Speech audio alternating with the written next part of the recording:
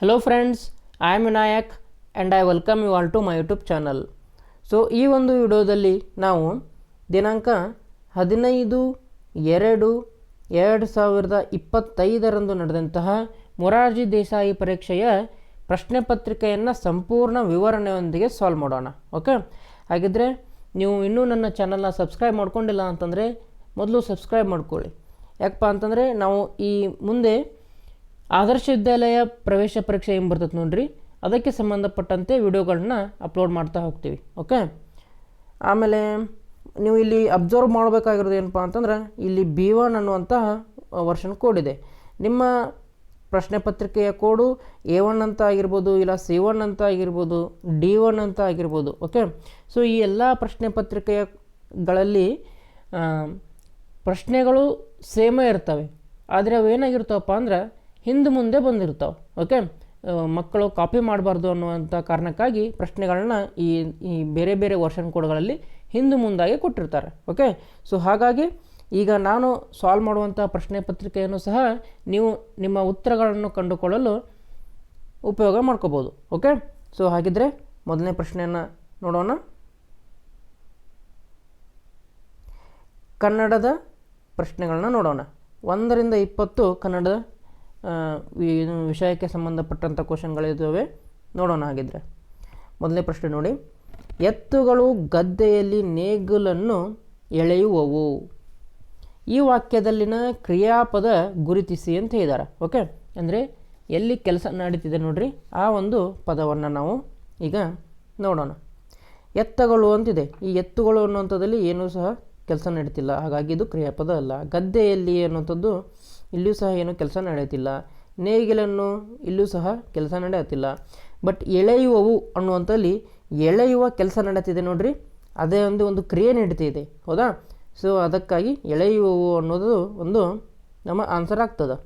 ಹೌದಾ? ಯಾಕಂದರೆ ಇಲ್ಲಿ ಕ್ರಿಯಾಪದ ಅಂದರೆ ಕ್ರಿಯೆ ನಡೀತಿದೆ. ಓಕೆ, ಮುಂದಿನ ಪ್ರಶ್ನೆ ಹೋಗೋಣ. ಮಹೇಂದ್ರ ಮಾರುಕಟ್ಟೆಗೆ ಹೋಗುತ್ತಾನೆ.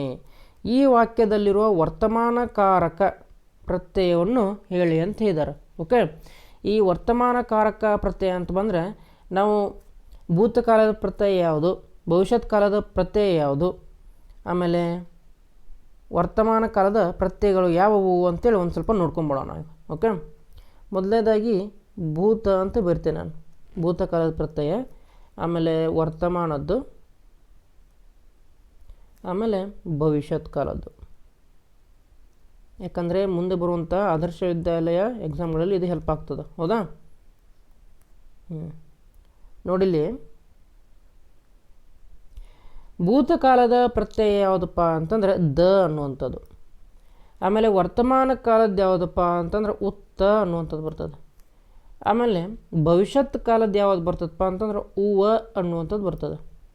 ಫಾರ್ ಎಕ್ಸಾಂಪಲ್ ನೋಡಿರಿ, ಭೂತಕಾಲಕ್ಕೊಂದು ಎಕ್ಸಾಂಪಲ್ ಕೊಡ್ತೇನೆ ನಾನು. ಬೇಡಿದನು ಅನ್ನುವಂಥದ್ದು ಕೊಡ್ತೇನೆ ಈಗ. ಬೇಡಿದನು. ಅದೇ ವರ್ತಮಾನ ಕಾಲಕ್ಕೆ ಏನಾಕತ್ತಪ್ಪ ಅಂದ್ರೆ ಇದು ಬೇಡುತ್ತಾನೆ ಅಂತ ಬರ್ತದೆ. ಬೇಡುತ್ತಾನೆ ಅಂತೇಳಿ. ಅದೇ ಭವಿಷ್ಯತ್ ಕಾಲದಲ್ಲಿ ಬೇಡುವನು ಅಂತ ಬರ್ತದೆ. ಇಲ್ಲಿ ನೋಡ್ರಿ, ಬೇಡಿದನು, ಇಲ್ಲಿ ದ ಅಂತೈತಲ್ಲಿ ಭೂತಕಾಲದ ಪ್ರತ್ಯಯ, ಸೊ ಇಲ್ಲಿ ಬೇಡಿದನು ಅಂತ ಬರ್ತದೆ. ವರ್ತಮಾನ ಕಾಲದಲ್ಲಿ ಉತ್ತ ಅನ್ನುವಂಥದ್ದು ಬರ್ತದೆ, ಅಂದ್ರೆ ಪ್ರೆಸೆಂಟ್ ನಡೆಯುವಂಥದ್ದು. ಉತ್ತ ಅಂತಂದರೆ ಬೇಡುತ್ತಾನೆ, ತಾನೆ, ಉತ್ತಾನೆ ಅಂತ ಬಂತು ನೋಡ್ರಿ ಇಲ್ಲಿ. ಹೌದಾ? ಅದ ಇಲ್ಲಿ ಭವಿಷ್ಯತ್ ಕಾಲದಲ್ಲಿ ಉವ ಅಂತ ಹೇಳಿದೆ ನಾನು. ಇಲ್ಲಿ ನೋಡ್ರಿ, ಬೇಡುವನು, ಉವನು ಅಂತ ಬಂತ, ಬೇಡುವನು. ಸೊ ಈ ಥರ ನಾವು ಭೂತಕಾಲದ ಪ್ರತ್ಯಯ, ವರ್ತಮಾನ ಕಾಲದ ಪ್ರತ್ಯಯ ಮತ್ತು ಭವಿಷ್ಯತ್ ಕಾಲದ ಪ್ರತ್ಯಯಗಳನ್ನ ತಿಳ್ಕೋಬೇಕು. ಹೌದಾ? ಸೊ ಹಾಗಾದರೆ ಇಲ್ಲಿ ವರ್ತಮಾನ ಕಾಲದ ಪ್ರತ್ಯಯ ಯಾವುದಪ್ಪ ಅಂತಂದ್ರೆ ಉತ್ತ ಅನ್ನುವಂಥದ್ದು. ಓಕೆ, ಹಾಗಾದರೆ ಪ್ರಶ್ನೆಯನ್ನು ಸಾಲ್ವ್ ಮಾಡೋಣ ಈಗ. ನೋಡ್ರಿ, ಮಹೇಂದ್ರ ಮಾರುಕಟ್ಟೆಗೆ ಹೋಗುತ್ತಾನೆ, ಉತ್ತಾನೆ ಅಂತೈತಿ ಇಲ್ಲಿ. ಈ ವಾಕ್ಯದಲ್ಲಿರೋ ವರ್ತಮಾನಕಾರಕ ಪ್ರತ್ಯಯ ಯಾವುದು ಅಂತ ಇದೆ ತಿಳಿದಾರೆ. ಸೊ ವರ್ತಮಾನ ಕಾಲದ ಪ್ರತ್ಯಯ ಯಾವುದಪ್ಪ ಹಂಗಾರೆ ಇಲ್ಲಿ ಉತ್ತ ಅನ್ನುವಂಥದ್ದು. ಓಕೆ, ಹಾಗಿದ್ರೆ ಮುಂದಿನ ಪ್ರಶ್ನೆಯನ್ನು ನೋಡೋಣ. ಹುಡುಗನು ಹಣ್ಣನ್ನು ತಿಂದನು. ಈ ವಾಕ್ಯವನ್ನು ವರ್ತಮಾನ ಕಾಲದ ಬಹುವಚನ ರೂಪದಲ್ಲಿ ಬರೆದಾಗ ಅಂತ ಕೇಳಿದ್ದಾರೆ. ಓಕೆ, ಅಂದ್ರೆ ಪ್ರೆಸೆಂಟ್ ಟೆನ್ಸಲ್ಲಿರಬೇಕು ಮತ್ತು ಬಹುವಚನದಲ್ಲಿರಬೇಕು. ಹೌದಾ, ಪ್ಲೂರಲ್ ಫಾರ್ಮಲ್ಲಿ ಇರಬೇಕು. ಬಹುವಚನ ಅಂತಿದ್ರೆ ಈಗ ನೋಡ್ರಿ, ಹುಡುಗನು ಅಂತಿದ್ರೆ ಏನಕ್ಕತಿ, ಹುಡುಗನು ಅಂತಿದ್ರೆ ಹುಡುಗರು ಅಂತ ಕತಿ. ಹೌದಾ, ಸೊ ಹಾಗಾಗಿ ಆಪ್ಷನ್ಗಳನ್ನ ನೋಡ್ಕೊಂಡು ತೊಗೊಂಡು ಒಂದನೇ ಆಪ್ಷನ್ದಾಗ ಹುಡುಗನು ಅಂತಲೇ ಕೊಟ್ಟಿದ್ದಾರೆ. ಸೊ ಒಂದನೇ ತಪ್ಪಾಯ್ತು ನೋಡ್ರಿ. ಹೌದಾ, ಆಮೇಲೆ ಎರಡನೇ ಆಪ್ಷನ್ ನೋಡೋಣ. ಹುಡುಗರು ಅಂತಿದೆ, ಹುಡುಗರು ಅಂತಿದೆ, ಹುಡುಗರು ಅಂತಿದೆ, ಮೂರರಲ್ಲಿ ಕರೆಕ್ಟ್. ಓಕೆ, ಸೊ ನೆಕ್ಸ್ಟ್ ಏನು ಮಾಡೋಣಪ್ಪ ಅಂತಂದ್ರೆ, ಹುಡುಗರು ಅಂತೈತಾ, ಹಣ್ಣನ್ನು ಅಂತೈತಿ ಇಲ್ಲಿ. ಸೊ ಹಣ್ಣನ್ನು ಬಹುವಚನ ರೂಪದಲ್ಲಿ ಬರೆದಾಗ ಏನಾಗಬೇಕು, ಹಣ್ಣುಗಳನ್ನು ಅಂತ ಆಗಬೇಕು. ಹೌದಾ, ಸೊ ಹಣ್ಣುಗಳನ್ನು ಅಂತ ಆಗಬೇಕಾದ್ರೆ ನೋಡ್ರಿ, ಇಲ್ಲಿ ಎರಡನೇ ಆಪ್ಷನಲ್ಲಿ ಹಣ್ಣುಗಳಿದೆ, ಮೂರನೇ ಆಪ್ಷನಲ್ಲೂ ಹಣ್ಣುಗಳಿದೆ, ಆದರೆ ನಾಲ್ಕನೇ ಆಪ್ಷನಲ್ಲಿ ಹಣ್ಣನ್ನು ಅಂತಲೇ ಇದೆ. ಸೊ ಹಾಗಾಗಿ ನಾಲ್ಕನೇ ಆಪ್ಷನ್ನು ಹೋಯ್ತು. ಹೌದಾ, ಆಮೇಲೆ ಈ ತಿಂದನು ಅನ್ನುವಂಥದ್ದನ್ನು ಸಹ ನಾವು ಏನು ಮಾಡಬೇಕು, ಬಹುವಚನ ರೂಪದಲ್ಲಿ ಮಾಡಬೇಕು. ಹೌದಾ, ಸೊ ಹಾಗಾದರೆ ಇಲ್ಲಿ ಎರಡನೇ ಆಪ್ಷನ್ ನೋಡ್ರಿ, ಹಣ್ಣುಗಳನ್ನು ತಿಂದರು. ಓಕೆ, ಬಹುವಚನ ಆಗೈತಿ, ಕರೆಕ್ಟು. ಮೂರನೇ ಆಪ್ಷನ್ದಾಗ ನೋಡ್ರಿ, ತಿನ್ನುತ್ತಾರೆ, ಇದು ಸಹ ಬಹುವಚನದಲ್ಲೇನೇ ಆಗಿದೆ. ಆದರೆ ಅವ್ರೇನು ಕೇಳಿದಾರ, ವರ್ತಮಾನ ಕಾಲದ ಬಹುವಚನ ಅಂತ ಕೇಳಿದಾರ. ವರ್ತಮಾನ ಕಾಲದಲ್ಲಿ ಏನಂತ ಹೇಳಿದೆ ನಾನು, ಉತ್ತ ಅನ್ನುವಂಥದ್ದಿತ್ತ, ಉತ್ತ. ಹೌದಾ, ಸೊ ವರ್ತಮಾನ ಕಾಲದಲ್ಲಿ ವರ್ತಮಾನ ಕಾರಕದ ಪ್ರತ್ಯಯ ಅಂತೂ ಉತ್ತ ಅಂತಿತ್ತು. ಸೊ ಹಾಗಾಗಿ ತಿನ್ನುತ್ತಾರೆ ಅನ್ನುವಂಥದ್ದು ಕರೆಕ್ಟ್ ಆಕತಿ ವರ್ತಮಾನ ಕಾಲದ್ದು. ಹೌದಾ, ಈ ತಿಂದರು ಅನ್ನೋಂಥದ್ದು ಏನಕ್ಕತಿ, ಭೂತಕಾಲದ ಪ್ರತ್ಯಯ ಇದು. ಹೌದಾ, ಸೊ ಹಾಗಾಗಿ ಇಲ್ಲಿ ನಮ್ಮ ಕರೆಕ್ಟ್ ಉತ್ತರ ಏನಪ್ಪ ಅಂತಂದ್ರೆ ಆಪ್ಷನ್ 3, ಹುಡುಗರು ಹಣ್ಣುಗಳನ್ನು ತಿನ್ನುತ್ತಾರೆ ಅನ್ನುವಂಥದ್ದು. ಓಕೆ, ಮುಂದಿನ ಪ್ರಶ್ನೆ ಹೋಗೋಣ. ಈ ಕೆಳಗಿನವುಗಳಲ್ಲಿ ಗುಂಪಿಗೆ ಸೇರಿದ ಪದ ಗುರುತಿಸಿರಿ ಅಂತ ಕೇಳಿದಾರೆ. ಹೌದಾ, ಆಪ್ಷನ್ಗಳನ್ನು ನೋಡೋಣ. ಕೊಳಕು, ಮಲಿನ, ಗಲೀಜು, ಸ್ವಚ್ಛತೆ. ಓಕೆ, ಸೊ ಈ ಮೂರು ಶಬ್ದಗಳೇನದು, ಇವು ಸಮಾನಾರ್ಥಕ ಪದ ಅದು. ಓಕೆ, ಈ ಮೂರು ಶಬ್ದಕ್ಕೂ ವಿರುದ್ಧ ಪದ ಯಾವುದಾತಪ್ಪ ಅಂದರೆ ಸ್ವಚ್ಛತೆ ಅನ್ನುವಂಥದ್ದು ಆಯಿತು. ಸೊ ಹಾಗಾಗಿ ನಮಗೆ ಗುಂಪಿಗೆ ಸೇರೋ ಪದ ಯಾವುದಪ್ಪ, ಸ್ವಚ್ಛತೆ ಅನ್ನುವಂಥದ್ದು. ಓಕೆ, ಐದನೇ ಪ್ರಶ್ನೆಗೆ ನೋಡೋಣ. ಕಂಠವು ಬಿಗಿದು ಬಂತು, ಈ ನುಡಿಗಟ್ಟಿನ ಅರ್ಥ ಅಂತ ಕೇಳಿದಾರೆ. ಕಂಠವು ಬಿಗಿದು ಬಂತು ಅಂತ ಅರ್ಥ ಏನಪ್ಪ ಅಂದ್ರೆ ಒಮ್ಮಿಂದೊಬ್ಳಿ ದುಃಖ ಬಂತು, ಭಾಳಷ್ಟು ದುಃಖ ಬಂತು ಅನ್ನೋಂಥ ಅರ್ಥ ಕೊಡ್ತದೆ. ಸೊ ಹಾಗಾಗಿ ಇದರಲ್ಲಿ ಸರಿಯಾದ ಉತ್ತರ ಯಾವುದಪ್ಪ ಅಂದರೆ ಆಪ್ಷನ್ 4, ದುಃಖ ಉಮ್ಮಳಿಸಿ ಬರುವುದು ಅಂಥೇಳಿ. ಓಕೆ, ಹಾಂ, ಆರನೇ ಪ್ರಶ್ನೆ ನೋಡ್ರಿ. ಅಡ್ಡ ಮರದಲ್ಲಿ ಬೊಡ್ಡ ಕುಳಿತಿದ್ದಾನೆ, ನಾನು ಯಾರು, ಒಗಟು ಬಿಡಿಸಿ. ಇದೊಂದು ಒಗಟು ಕೊಟ್ಟಿದ್ದಾರೆ, ಅದನ್ನು ಬಿಡಿಸೋಣ ಈಗ. ಫಸ್ಟ್ ನೋಡ್ರಿ, ಅಡ್ಡ ಮರದಲ್ಲಿ ಅಂತಿದೆ ಇಲ್ಲಿ. ಹೌದಾ, ಅಡ್ಡ ಮರದಲ್ಲಿ ಅಂತೆ. ಈಗ ನೋಡ್ರಿ, ನಮಗೆ ಕೊಂಬಳಕಾಯಿ ಮರ ಇರ್ತದಾ, ಇಲ್ಲ. ಸೊ ಹಾಗಾಗಿ ಇದು ಕ್ಯಾನ್ಸಲ್. ಆಮೇಲೆ ಸೋರೆಕಾಯಿ ಅನ್ನುವಂಥದ್ದು ಮರ ಇರ್ತದನ, ಇಲ್ಲ. ಸೊ ಹಾಗಾಗಿ ಸೋರೆಕಾಯಿ ಕ್ಯಾನ್ಸಲ್. ನೆಕ್ಸ್ಟ್, ಅಡ್ಡ ಮರದಲ್ಲಿ ಬೊಡ್ಡ ಕುಳಿತಿದ್ದಾನೆ ಅಂತ ಹೇಳಿದ್ದಾರೆ. ಸೊ ತೆಂಗಿನಕಾಯಿಯಲ್ಲಿ ಅದಕ್ಕೆ ನಾವು ಮುಕ್ಕಣ್ಣ ಅನ್ನುವಂಥದ್ದು ಹೇಳ್ತೀವಿ, ಯಾಕಂದರೆ ತೆಂಗಿನಕಾಯಿಯಲ್ಲಿ 3 ಕಣ್ಣುಗಳು ಇರ್ತಾವೆ, ಅದಕ್ಕೆ ಮುಕ್ಕಣ್ಣ ಅಂತ ಹೇಳ್ತೀವಿ. ಆದರೆ ನಾವು ಇಲ್ಲಿ ಎಂದು ಬೊಡ್ಡ ಕುಳಿತಿದ್ದಾನೆ ಅಂತ ಹೇಳೋದಿಲ್ಲ. ಹೌದಾ, ಸೊ ಇದು ರಾಂಗ್ ಆಗ್ತದೆ. ಈ ಒಂದು ಒಗಟಿಗೆ ಇದು ತೆಂಗಿನಕಾಯಿ ಹೊಂತಾ ಇಲ್ಲ ನಮಗೆ.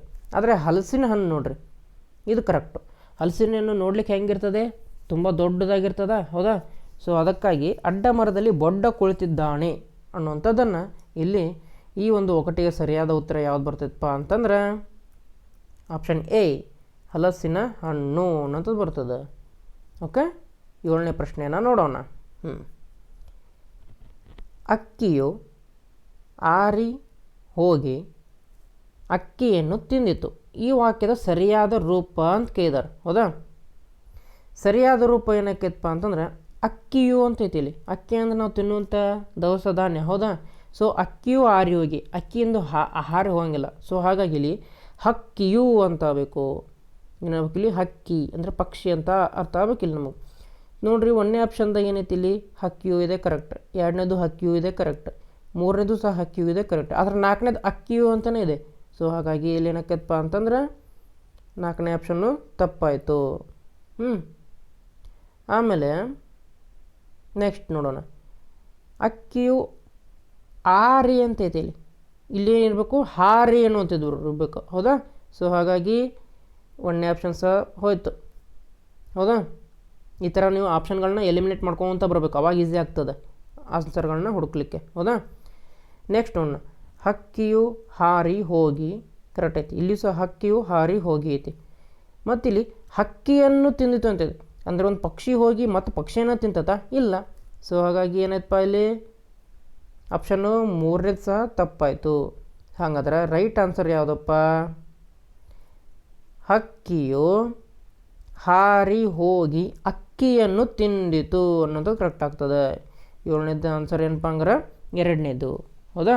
ಹಕ್ಕಿಯು ಹಾರಿ ಹೋಗಿ ಅಕ್ಕಿಯನ್ನು ತಿಂದಿತು. ಹೌದಾ? 8ನೇ ಪ್ರಶ್ನೆ ನೋಡೋಣ ಹಂಗಾರೆ. ಮಗಳು ತಂದೆಗೆ ಪತ್ರ ಬರೆದಳು.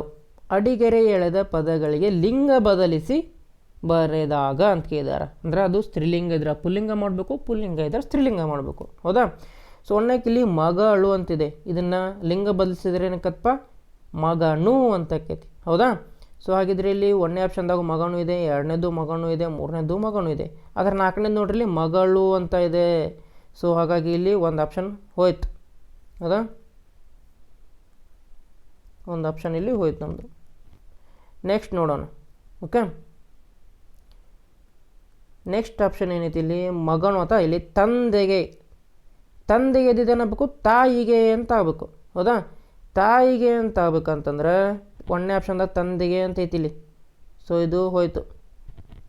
ಓಕೆ, ಆಮೇಲೆ 2ನೇ ಆಪ್ಷನ್ದಾಗ ನೋಡ್ರು ತಾಯಿಗೆ ಐತಿ, 2ನೇ ಆಪ್ಷನ್ದಾಗ ತಾಯಿ ಐತಿ. ಕರೆಕ್ಟ್. ಪತ್ರ ಹಂಗೆ ಇರಬೇಕು. ಬರೆದಳು ಅಂತಿದ್ದು ಏನಾಗಬೇಕು?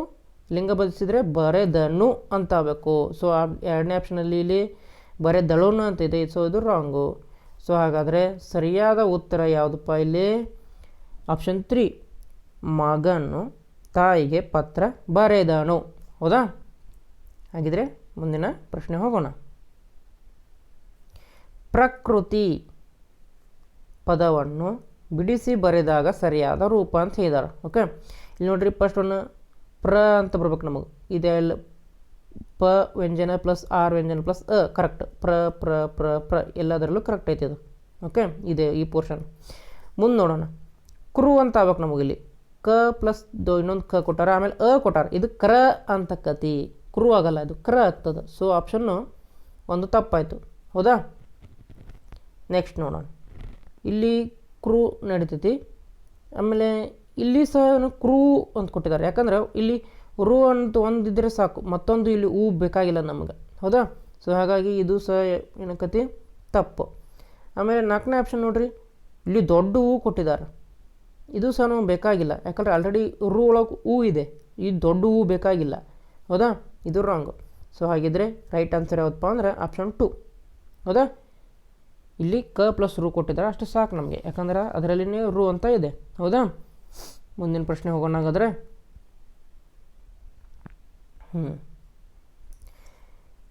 ಚೇತನ ಹಸಿರು ಮಾಡಲಿ ಕರಿದು ಈ ಪದಗಳನ್ನು ಅಕಾರಾದಿಯಾಗಿ ಬರೆದಾಗ ಬರುವ ಸರಿಯಾದ ಕ್ರಮ.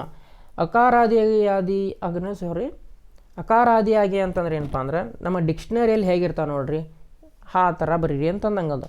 ಅಂದ್ರೆ ಈ ನೀವು ಏನು ಮಾಡ್ಬೇಕು, ಇಲ್ಲಿ ಆ ಈ ಜ್ಞದಿಂದ ನೋಡ್ಕೋಬೇಕು. ಓಕೆ, ಮೊದಲನೇದಾಗಿ ಯಾವ ಅಕ್ಷರ ಬರ್ತತಿ ಅದು ಇಲ್ಲಿ 1ನೇ ಶಬ್ದ ಆಗಿರ್ತದೆ. ಹೌದಾ? ಸೊ ಇಲ್ಲಿ ನೋಡ್ರಿ, ಚೇತನ ಅನ್ನೋದ್ರಲ್ಲಿ 1ನೇ ಅಕ್ಷರ ಯಾವತ್ತಪ್ಪ? ಚೇ ಅಂತಿದೆ. ಇದರಲ್ಲಿ ಹ ಅಂತ ಇದೆ, ಇದರಲ್ಲಿ ಮಾ ಅಂತ ಇದೆ, ಇದರಲ್ಲಿ ಕ ಅಂತ ಇದೆ. ನಾವು ಈಗ ಆ ಈ ಅನ್ನು ಜ್ಞವರ್ಗ ನೋಡಿದಾಗ ಮೊದಲೇ ಬರುವಂಥ ಅಕ್ಷರ ಯಾವುದಪ್ಪ? ಇದರೊಳಗಲ್ಲಿ ಕ ಅನ್ನುವಂಥದ್ದು. ಹೌದಾ? ಸೊ ಹಾಗಾಗಿ ಈ ಕ ಅನ್ನುವಂಥ ಶಬ್ದವನ್ನು ಮೊದಲು ಬರಿಬೇಕು ನಾವು. ಮೊದಲು ಎಲ್ಲಿ ಬರೆದಿದ್ದಾರೆ ಇದರಲ್ಲಿ?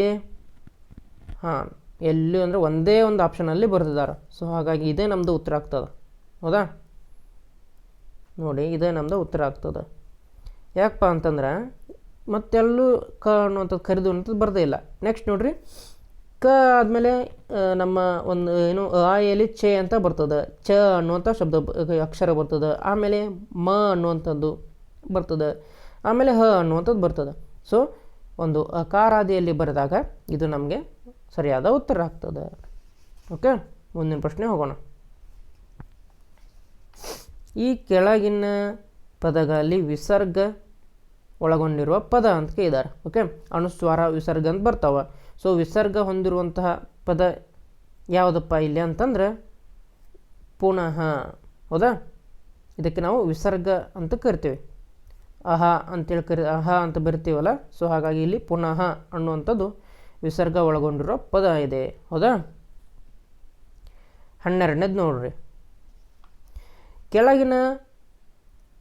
ಕೆಳಗಿನ ಪದಗಳಲ್ಲಿ ವಿಜಾತಿ ಒತ್ತಕ್ಷರ ಹೊಂದಿರುವ ಪದ ಅಂತ ಕೇಳಿದ್ದಾರೆ. ಓಕೆ, ಮೊದಲನೇದಾಗಿ ಇಲ್ಲಿ ವಿಜಾತಿ ಒತ್ತಕ್ಷರ ಹೊಂದಿರೋ ಪದ ನೋಡೋಕ್ಕಿಂತ ಮೊದಲು ಸಜಾತಿ ಒತ್ತಕ್ಷರ ಅಂದ್ರೆ ಏನು ಅಂತ ನೋಡೋಣ. ಒಂದನೇ ಆಪ್ಷನ್ ನೋಡ್ರಿ, ಇಲ್ಲಿ ಅಕ್ಕಪಕ್ಕ ಅಂತ ಇದೆ. ಸೊ ಇಲ್ಲಿ ಕ ಅದರದೇ ಒತ್ತಿದೆ, ಕದ ಒತ್ತಿದೆ. ಇಲ್ಲಿ ಸಹ ಕದ ಒತ್ತಿದೆ, ಅಂದರೆ ಸಜಾತಿ ಅಂಥೇಳಿ ಬರ್ತದೆ ಇದು. ಯಾಕಂದರೆ ಯಾವ ಅಕ್ಷರ ಇದೆ ಅದಕ್ಕೆ ಅದರದೇ ಒತ್ತಿದೆ. ಇಲ್ಲಿ ಸಹ ನೋಡ್ರಿ ಅಕ್ಷರ ಇದೆ, ಕನ ಒತ್ತಿದೆ. ಇಲ್ಲಿ ನೋಡ್ರಿ ಬ ಅಕ್ಷರ ಇದೆ, ಹೆಬ್ಬಂಡೆ ಅಂತೇಳಿ ಬಕ್ಕೆ ಬದೇ ಒತ್ತಕ್ಷರ ಇದೆ. ಹೌದಾ. ಆದರೆ ಇಲ್ಲಿ ನೋಡ್ರಿ ಜ್ಞೆ ಅಂತಿದೆ. ಓಕೆ, ಈ ಜೆ ಒತ್ತಿಲ್ಲ, ಜ್ಞ ಒತ್ತಿದೆ. ಹೌದಾ. ಸೊ ಹಾಗಾಗಿ ಇದು ವಿಜಾತಿ ಅಂತದ, ಅಂದರೆ ಬೇರೆ ಬೇರೆ ಜಾತಿ ಆಗ್ತದೆ ಇದು. ಸೊ ಹಾಗಾಗಿ ನಮಗೆ ಸರಿಯಾದ ಉತ್ತರ ಯಾವುದಪ್ಪ, ಆಜ್ಞೆ ಅನ್ನುವಂಥದ್ದು. ಓಕೆ, 13ನೇ ಪ್ರಶ್ನೆ ನೋಡೋಣ. ಗುರುತಿಗಾಗಿ ಹಾಗೂ ವ್ಯವಹಾರದ ಉಪಯೋಗಕ್ಕೆ ಇಟ್ಟುಕೊಂಡ ಹೆಸರುಗಳು ನಾಮಪದದ ಈ ವಿಧವಾಗಿದೆ ಅಂತ ಇದ್ದಾರೆ. ಗುರುತಿಗಾಗಿ ಹಾಗೂ ವ್ಯವಹಾರದ ಉಪಯೋಗಕ್ಕೆ ಇಟ್ಟುಕೊಂಡ ಹೆಸರುಗಳು ನಾಮಪದದ ಈ ವಿಧವಾಗಿದೆ ಅಂತ ಹೇಳಿದ್ದಾರೆ. ಹೌದಾ. ಸೊ ಇದನ್ನು ಒಂದು ಸ್ವಲ್ಪ ನೋಡ್ಕೊಂಬಿಡೋಣ. ಸೊ ಇಲ್ಲಿ ಯಾವ್ಯಾವ ಬರ್ತಾವಪ್ಪ ಅಂತಂದ್ರೆ, ವಸ್ತುವಾಚಕ ನಾಮಪದಗಳಲ್ಲಿ 3 ವಿಧ ಬರ್ತಾವೆ. ಓಕೆ, 1ನೇ ವಿಧ ಯಾವುದಪ್ಪ, ರೂಢನಾಮ ಅನ್ನುವಂಥದ್ದು. 2ನೇ ವಿಧ ಯಾವುದಪ್ಪ, ಅಂಕಿತನಾಮ ಅನ್ನುವಂಥದ್ದು. 3ನೇ ವಿಧ ಯಾವುದಪ್ಪ, ಅನ್ವರ್ಥನಾಮ ಅಂಥೇಳಿ. ಓಕೆ, ಸೊ ಇವುಗಳನ್ನ ಒಂದೊಂದು ಸ್ವಲ್ಪ ನೋಡ್ಕೊಂಡು ತಗೋಣ. ಈ ರೂಢನಾಮ ಅಂದ್ರೇನಪ್ಪ ಅಂತಂದ್ರೆ,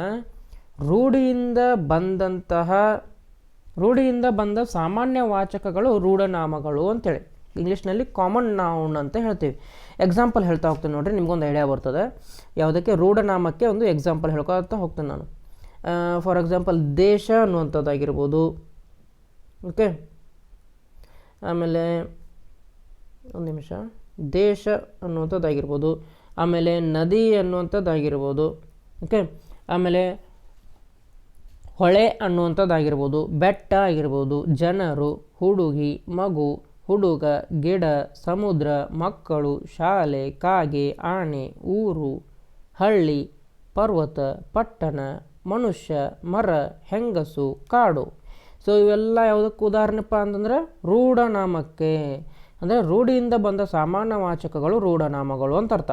ಓಕೆ, ಸೊ ಹಾಗಾದರೆ ಇಲ್ಲಿ ನಾವೆಲ್ಲೂ ಗುರುತಿಗಾಗಿ ಅಥವಾ ವ್ಯವಹಾರಕ್ಕಾಗಿ ರೂಢನಾಮವನ್ನು ಉಪಯೋಗಿಸಲಿಲ್ಲ. ಸೊ ಹಾಗಾಗಿ ಆಪ್ಷನ್ 1 ಅನ್ನುವಂಥದ್ದು ಇಲ್ಲಿ ತಪ್ಪಾಗ್ತದೆ. ಓಕೆ, ನೆಕ್ಸ್ಟ್ ಏನು ಮಾಡೋಣಪ್ಪ ಅಂತಂದ್ರೆ, ಈಗ ಅಂಕಿತ ನಾಮಕ್ಕೆ ಅಂದರೆ ಏನು ಅಂತ ನೋಡೋಣ. ನೋಡ್ರಿ, ಗುರುತಿಗಾಗಿ ಹಾಗೂ ವ್ಯವಹಾರದ ಉಪಯೋಗಕ್ಕೆ ಇಟ್ಟುಕೊಂಡ ಹೆಸರುಗಳೆಲ್ಲ ಅಂಕಿತ ನಾಮಗಳು. ಹೌದಾ. ಹಾಗಾದರೆ ನಮಗೆ ಉತ್ತರ ಸಿಕ್ಬಿಡ್ತು ಇಲ್ಲಿ, ಅಂಕಿತ ನಾಮ ಅನ್ನೋಂಥದ್ದು. ಓಕೆ, ಆದರೆ ಇವಕ್ಕೆ ಕೆಲವೊಂದು ಸ್ವಲ್ಪ ಎಕ್ಸಾಂಪಲ್ಗಳನ್ನು. ಸೊ ನೋಡ್ರಿ, ಎಕ್ಸಾಂಪಲ್ ಕೊಡೋದಾದರೆ ಬೇವು ಅನ್ನುವಂಥದ್ದಾಗಿರ್ಬೋದು, ಬೇವು. ಆಮೇಲೆ ಭಾರತ. ಓಕೆ, ಬೇವು, ಭಾರತ ಆಗಿರ್ಬೋದು. ಹಲಸು, ಮಾವು, ಇವೆಲ್ಲ ಯಾವುದಕ್ಕೆ ಉದಾಹರಣೆ, ಅಂಕಿತ ನಾಮಕ್ಕೆ ಕೊಡತ್ತೀನಿ ನಾನೀಗ. ಓಕೆ, ಹೇಳ್ತಾ ಹೋಗ್ತೀನಿ ನೋಡ್ರಿ. ಹಿಮಾಲಯ ಅನ್ನುವಂಥದ್ದಾಗಿರ್ಬೋದು, ಗಾಂಧೀಜಿ ಆಗ್ಬೋದು, ತಾಜ್ ಮಹಲು, ಸೀತೆ, ತಮಿಳುನಾಡು, ಯಮುನಾ, ಈಶ್ವರಪ್ಪ, ಕಾವೇರಿ, ನಿಂಬೆ ಮರ, ಧಾರವಾಡ, ಶ್ರೀಲಂಕಾ, ಮೂಡಿಗೆರೆ, ಗಂಗಾ, ರಾಮ, ಕರ್ನಾಟಕ, ಹೋಳಿಗೆ, ರಹೀಮ, ಮಾವು, ಹಲಸು, ಭಾರತ, ಬೇವು, ಗಣೇಶ, ಬೆಂಗಳೂರು. ಇವೆಲ್ಲ ಯಾವುದಕ್ಕೆ ಉದಾಹರಣೆ, ಅಂಕಿತ ನಾಮಕ್ಕೆ. ಅಂದರೆ ಗುರುತಿಗಾಗಿ ಹಾಗೂ ವ್ಯವಹಾರದ ಉಪಯೋಗಕ್ಕೆ ಇಟ್ಟುಕೊಂಡ ಹೆಸರುಗಳೆಲ್ಲ ಅಂಕಿತ ನಾಮಗಳು ಅಂತೇಳಿ. ಸೊ ಹಾಗಾಗಿ ನಮಗೆ ಸರಿಯಾದ ಉತ್ತರ ಸಹ ಇದಾಗ್ತದೆ. ಆದರೆ ನಾವು ಅನ್ವರ್ಥನಾಮ ಅಂದರೆ ಏನಪ್ಪ ಅಂತೇಳಿ ಸಹ ನೋಡಬೇಕಲ್ಲ, ಅದನ್ನು ನೋಡ್ಕೊಂಬಿಡೋಣ. ಅನ್ವರ್ಥನಾಮ ಅಂದ್ರೆ ಏನಪ್ಪ ಅಂದ್ರೆ, ಅರ್ಥಕ್ಕೆ ಅನುಗುಣವಾಗಿ ಇಟ್ಟ ಹೆಸರುಗಳೆಲ್ಲ ಅನ್ವರ್ಥಕ ನಾಮಗಳು ಅಂತ ಬರ್ತದೆ. ಅರ್ಥಕ್ಕೆ ಅನುಗುಣವಾಗಿ ಇಟ್ಟ ಹೆಸರುಗಳೆಲ್ಲ ಅನ್ವರ್ಥಕ ನಾಮಗಳು ಅಂದರೆ, ಎಕ್ಸಾಂಪಲ್ ನೋಡ್ರಿ, ವ್ಯಾಪಾರಿ ಅನ್ನುವಂಥದ್ದು ಬರ್ತೀನಿ ನಾನು. ವ್ಯಾಪಾರಿ ನೋಡ್ರಿ, ವ್ಯಾಪಾರಿ ಅಂದರೆ ಯಾರು, ವ್ಯಾಪಾರವನ್ನು ಮಾಡುವಂಥವ ವ್ಯಾಪಾರಿ.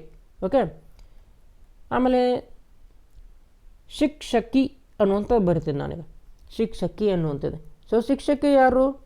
ನಮಗೆ ವಿದ್ಯೆಯನ್ನು ಕಲಿಸಿಕೊಡುವಂಥವ್ರು ಶಿಕ್ಷಕಿ ಅಂತ ಹೇಳ್ತಾರೆ. ಅಂದರೆ ಓಕೆ. ಆಮೇಲೆ ವೈದ್ಯ ಅನ್ನುವಂಥದ್ದು ಬರಿತೀನಿ ಒಂದು, ವೈದ್ಯ ಅಂತೆ.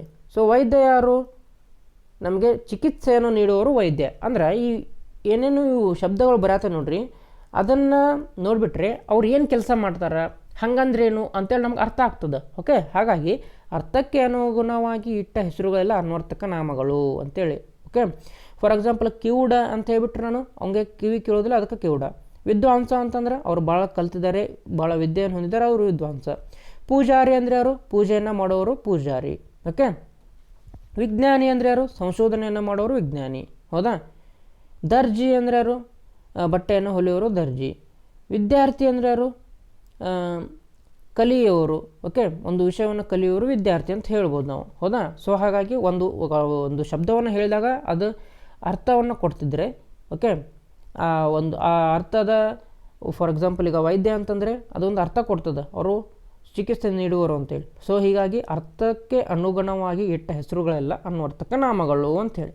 ಎಕ್ಸಾಂಪಲ್ ಹೇಳ: ರೋಗಿ, ಸನ್ಯಾಸಿ, ಪಂಡಿತ, ಕುರುಡ, ವಕೀಲ, ಸನ್ಯಾಸಿ, ವೈದ್ಯ, ಅಧ್ಯಾಪಕ, ಕುಂಟ, ವಿದ್ವಾಂಸ, ಕಿವುಡ, ಪೂಜಾರಿ, ವಿಜ್ಞಾನಿ, ಹೆಳವ, ಯೋಗಿ, ದರ್ಜಿ, ವಿದ್ಯಾರ್ಥಿ ಅನ್ನುವಂಥದ್ದು. ಓಕೆ. ಇವೆಲ್ಲ ಯಾವುದಕ್ಕೆ ಎಕ್ಸಾಂಪಲ್ ಕೊಟ್ಟೆ ನಾನು? ಅನ್ವರ್ಥಕ ನಾಮಕ್ಕೆ. ಸೊ ಹಾಗಾಗಿ ಇಲ್ಲಿ ಸರಿಯಾದ ಉತ್ತರ ಯಾವುದಪ್ಪ ಅಂತಂದ್ರೆ ಅಂಕಿತ ನಾಮ ಅನ್ನುವಂಥದ್ದು ಸರಿಯಾದ ಉತ್ತರ ಬರ್ತದೆ. ಹೌದಾ. ಹಾಗಿದ್ರೆ ಮುಂದಿನ ಪ್ರಶ್ನೆ ಹೋಗೋಣ ನಾವು ಈಗ. 14ನೇದು ನೋಡ್ರಿ. ಕಾಂಚನ ಸುಂದರ ಹುಡುಗಿ. ಈ ವಾಕ್ಯದಲ್ಲಿ ಅಡಿಗೆರೆ ಎಳೆದ ಪದದ ವ್ಯಾಕರಣಾಂಶ ಅಂತ ಕೇಳಿದಾರೆ. ಆಪ್ಷನ್ ನೋಡ್ತಾ ಹೋಗೋಣ. ಕ್ರಿಯಾಪದ ಅಂತ ಹೇಳಿದಾರೆ. ಸುಂದರ ಅನ್ನೋದಕ್ಕೆ ಇಲ್ಲಿ ಅಡಿಗೆರೆ ಎಳೆದಾರ. ಕ್ರಿಯಾಪದ ಅಲ್ಲ, ಯಾಕಂದರೆ ಸುಂದರ ಅನ್ನುವಂಥದ್ದು ಯಾವುದೇ ಕ್ರಿಯೆ ನಡೀತಿಲ್ಲ. ಹೌದಾ. ರಾಂಗ್. ಸರ್ವನಾಮ ಅಂತ ಹೇಳಿದಾರೆ. ಸೊ ಇಲ್ಲಿ ಸರ್ವನಾಮ ಇಲ್ಲ, ಅದು ರಾಂಗ್. ನಾಮಪದ. ಸುಂದರ ಅನ್ನುವಂಥದ್ದು ನಾಮಪದನ ಅಲ್ಲ. ಹಂಗಾದ್ರೆ ಉಳಿದಿರೋದು ಯಾವುದು? ಗುಣವಿಶೇಷಣ. ಅಂದರೆ ಕಾಂಚನ ಹೇಗೆ ಇದ್ದಾಳೆ, ಅವರ ಗುಣ ಹೇಗಿದೆ ಅನ್ನುವಂಥದ್ದು ಅವ್ರು ಹೇಳ್ತಿದ್ದಾರೆ. ಹೌದಾ. ಅವ್ರ ಬಗ್ಗೆ ಎಕ್ಸ್ಪ್ಲೇನ್ ಮಾಡೋಕತ್ತೈತೆ ಇದು. ಸೊ ಹಾಗಾಗಿ ಸುಂದರ ಅನ್ನುವಂಥದ್ದು ವಿಶೇಷಣ ಅಂತ ಆಗ್ತದೆ. ಓಕೆ. 15ನೇ ಪ್ರಶ್ನೆಯನ್ನು ನೋಡೋಣ. ಈಸಿ. ಈ 15ನೇ ಪ್ರಶ್ನೆಯನ್ನು ನೋಡೋಕ್ಕಿಂತ ಮೊದಲು 16ನೇ ಪ್ರಶ್ನೆಯನ್ನು ನೋಡ್ಬಿಡೋಣ, ಯಾಕಂದರೆ ಅದಕ್ಕೆ ಸಂಬಂಧ ಇದೆ. ಆದೇಶ ಸಂಧಿಯಲ್ಲಿ ಸಾಮಾನ್ಯವಾಗಿ ಕ ತ ಪಗಳಿಗೆ ಆದೇಶವಾಗಿ ಬರುವ ಅಕ್ಷರಗಳು ಯಾವುದು? ಆದೇಶ ಸಂಧಿ ನಿಮ್ಗೆ ಗೊತ್ತಿರಬೇಕಾಗ್ತದೆ. ಹೌದಾ. ಗೊತ್ತಿರಬೇಕಾಗ್ತದೆ. ಸೊ ಆದೇಶ ಸಂಧಿಯಲ್ಲಿ ಸಾಮಾನ್ಯವಾಗಿ ಕತಪಗಳಿಗೆ ಗ ದ ಬಗಳು ಏನಾಗ್ತವ? ಆದೇಶವಾಗಿ ಬರ್ತವ. ಹೌದಾ. ಅಂದರೆ ಕಕ್ಕೆ ಆದೇಶವಾಗಿ ಬರುವಂಥದ್ದು ಯಾವುದು? ಗ. ಆಮೇಲೆ ತಗೆ ಬರುವಂಥದ್ದು ಯಾವುದು? ದ. ಆಮೇಲೆ ಪಗೆ ಬರುವಂಥದ್ದು ಯಾವುದು? ಬ. ಹೋಗಾ. ಹಾಗಾದ್ರೆ ಇದಕ್ಕೆ ಉತ್ತರ ನಿಮಗೆ ಗದ ಬಂದು ಗೊತ್ತಾಯಿತು. ಇನ್ನು ಮೇಲೆ 15ನೇ ಪ್ರಶ್ನೆ ನೋಡೋಣ. ನೋಡ್ರಿ. ಬೆಟ್ಟದಾವರೆ ಈ ಸಂಧಿ ಪದವನ್ನು ಬಿಡಿಸಿ ಬರೆದ ಸರಿಯಾದ ರೂಪ ಅಂಥೇಳಿ. ನೋಡ್ರಿ, ಇದೇನಪ್ಪ ಒಂದು ಆದೇಶ ಸಂಧಿಗೆ ಉದಾಹರಣೆ ಅವರು. ಓಕೆ. ಹಾಗಾದರೆ ಇಲ್ಲಿ ಬೆಟ್ಟದಾವರೆ ಅಂತ ಇದೆ. ಇಲ್ಲಿ ದ ಅಂತ ಬಂದೈತಪ್ಪ ಅಂದ್ರೆ ಅದು ತ ಅನ್ನುವಂಥ ಅಕ್ಷರಕ್ಕೆ ಆದೇಶ ಬಂದಿರ್ತದೆ. ಹೌದಾ. ಇಲ್ಲಿ ದ ಅಂತ ಬಂದಿತ್ತಂದ್ರೆ ತ ಅನ್ನುವಂಥದ್ದು ಬಂದಿರ್ತದೆ. ನೋಡ್ರಿ, ಹಾಗಾದ್ರೆ ಆಪ್ಷನ್ಗಳು ನೋಡ್ಕೊತ ಹೋಗೋಣ. ಫಸ್ಟ್ ನೋಡ್ರಿ, ಇಲ್ಲಿ ಬೆಟ್ಟದ ಪ್ಲಸ್ ತಾವರೆ ಅಂತಿದೆ, ರಾಂಗ್ ಆಗ್ತದೆ ಇದು. ಹೌದಾ. ಆಮೇಲೆ ಬೆಟ್ಟ ಇದು 3ನೇ ಆಪ್ಷನ್ ನೋಡ್ರಿ, ಬೆಟ್ಟ ಪ್ಲಸ್ ದಾವರೆ ಅಂತ ಇದೆ, ಇದು ರಾಂಗ್. ಇದು ನೋಡ್ರಿ 4ನೇ ಆಪ್ಷನ್ನು ಬೆಟ್ಟದ ಪ್ಲಸ್ ದಾವರೆ ಇದೆ, ಇದು ಸಹ ರಾಂಗ್ ಆಗ್ತದೆ. ಸೊ ಇಲ್ಲಿ ನೋಡ್ರಿ 2ನೇ ಆಪ್ಷನ್ನು, ಇದು ಕರೆಕ್ಟ್ ಆಗ್ತದೆ. ನೋಡ್ರಿ, ಬೆಟ್ಟ ಪ್ಲಸ್ ತಾವರೆ ಅಂತಿದೆ, ಅಂದ್ರೆ ತ ಅನ್ನುವಂಥದ್ದಕ್ಕೆ ಆದೇಶವಾಗಿ ಬರುವುದು ಯಾವುದಪ್ಪ? ದ ಅನ್ನುವಂಥದ್ದು. ಹೌದಾ. ದ ಅನ್ನುವಂಥದ್ದು ಬರ್ತದೆ. ಓಕೆ. ಸೊ ಹಾಗಾಗಿ ಇದನ್ನ ಎರಡು ಕೂಡಿಸಿ ಬರೆದಾಗ ಬೆಟ್ಟ ದಾವರೆ ಅನ್ನುವಂಥದ್ದು ಆಗ್ತದೆ. ಸೊ ಹಾಗಾಗಿ ಸರಿಯಾದ ಉತ್ತರ ಯಾವುದು? ಆಪ್ಷನ್ 2, ಬೆಟ್ಟ ಪ್ಲಸ್ ತಾವರೆ. ಆಮೇಲೆ 16ನೇ ಪ್ರಶ್ನೆ ಯಾವ ಉತ್ತರ? ಗದ ಬ. ಓಕೆ. ಹಾಗಾದರೆ ಮುಂದಿನ ಪ್ರಶ್ನೆ ಹೋಗೋಣ. 17ನೇ ಪ್ರಶ್ನೆ. 15ಕ್ಕೆ ಬೆಟ್ಟ ಪ್ಲಸ್ ತಾವರೆ, 16ಕ್ಕೆ ಗ ದ ಬ. ಓಕೆ, 17ನೇ ಪ್ರಶ್ನೆಗೆ ಹೋಗೋಣ.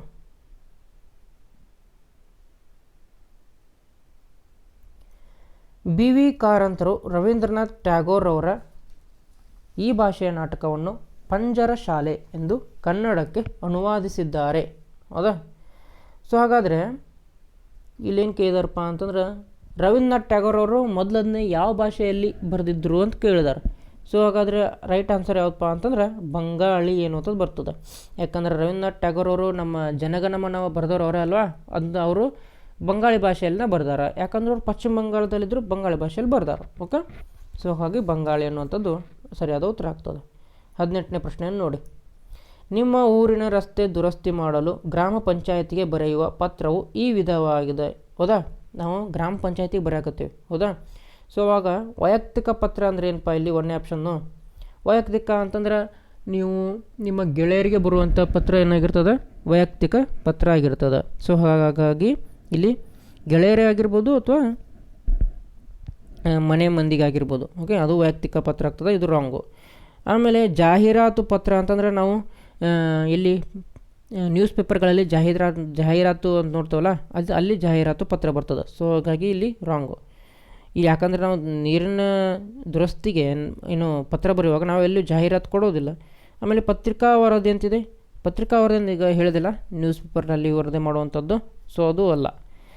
ಬದಲಾಗಿ ಇಲ್ಲಿ ಏನಾಗ್ತದಪ್ಪ ಅಂದ್ರೆ ನಮ್ಮ ಗ್ರಾಮ ಪಂಚಾಯತಿಗೆ ನಾವು ನಮ್ಮ ರಸ್ತೆಯನ್ನು ದುರಸ್ತಿ ಮಾಡಲು ನಾವು ಏನು ಮಾಡಬೇಕಾಗ್ತದೆ, ಮನವಿ ಮಾಡಬೇಕಾಗ್ತದೆ, ಅವರಿಗೆ ರಿಕ್ವೆಸ್ಟ್ ಮಾಡಬೇಕಾಗ್ತದೆ. ಸೊ ಹಾಗಾಗಿ ಇದಕ್ಕೆ ಸರಿಯಾದ ಉತ್ತರ ಯಾವುದಪ್ಪ, ಮನವಿ ಪತ್ರ ಅನ್ನುವಂಥದ್ದು. ಓಕೆ, 19ನೇ ಪ್ರಶ್ನೆ ನೋಡ್ರಿ.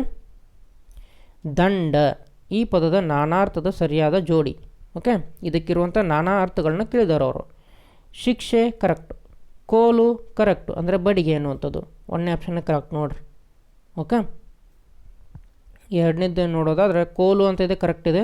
ಅದರ ದೇಹ ಅಂತಿದೆ, ದಂಡ ಅಂತಂದ್ರೆ ದೇಹ ಅಲ್ಲ. ಓಕೆ, ಆಮೇಲೆ ಇಲ್ಲಿ ಸಹ ಭಾಗ ದೇಹ ಅಂತಿದೆ, ಇದು ಅಲ್ಲ.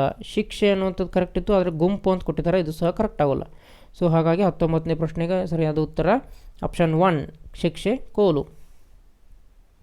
20ನೇ ಪ್ರಶ್ನೆ ನೋಡೋಣ. ಅಂಬಿಕಾ ತನಯದತ್ತ ಎಂಬುದು ಈ ಕವಿಯ ಕಾವ್ಯನಾಮ ಅಂತ ಹೇಳಿದಾರೆ. ಇದು ಯಾರ್ದಪ್ಪ, ದ.ರಾ ಬೇಂದ್ರೆ, ದತ್ತಾತ್ರೇಯ ರಾಮಚಂದ್ರ ಬೇಂದ್ರೆಯವರದ್ದು. ಓಕೆ, ಸೊ ಇಲ್ಲಿವರೆಗೂ ಏನಪ್ಪ ಅಂತಂದ್ರೆ ಕನ್ನಡದ 20 ಪ್ರಶ್ನೆಗಳು ಮುಗಿದವು.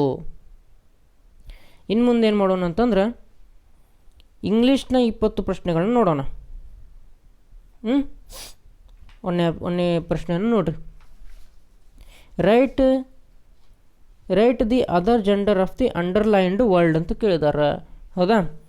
ಅಂಡರ್ಲೈನ್ಡ್ ವರ್ಲ್ಡ್ ಏನೈತಿ ಇಲ್ಲಿ, ಶಬಲೆ ಬಿಲಾಂಗ್ಸ್ ಟು ದ ಗಾಡ್ಸ್ ಅನ್ನುವಂಥದ್ದು ಅಂಡರ್ಲೈನ್ ವರ್ಲ್ಡು. ಸೊ ಇದಕ್ಕೆ ಅದರ್ ಜೆಂಡರ್ ಅಂದರೆ ಲಿಂಗವನ್ನು ಬದಲಿಸಿದೇನಕ್ಕಪ್ಪ ಇದೆ, ಗಾಡೆಸ್ ಅಕ್ಕತಿ. ಹೌದಾ? ಗಾಡೆಸ್ ಅಕ್ಕತಿ. ಇಲ್ಲಿ ಮತ್ತು ಬಹುವಚನ ಐತಿ, ಇಲ್ಲಿ ಗಾಡ್ಸ್ ಅಂತೈತಿ. ಸೊ ಹಾಗಾಗಿ ಗಾಡೆಸಸ್ ಅಕ್ಕೈತಿ. ಸೊ ಹಾಗಾದರೆ ರೈಟ್ ಆನ್ಸರ್ ಯಾವುದು, ಆಪ್ಷನ್ 2. ಓಕೆ, 22ನೇ ಪ್ರಶ್ನೆ ನೋಡ್ರಿ. Fill in the blank with the correct verb form of the word given in the bracket. Doctor Abdul Kalam dash to be the president of India ಅಂತೇಳಿ. So to ಬಿಗೆ correct verb ಯಾವ್ದು ಬರ್ತದಪ್ಪ ಇಲ್ಲಿ ಅಂದರೆ ವಾಸ್ ಅನ್ನುವಂಥದ್ದು ಬರ್ತದೆ.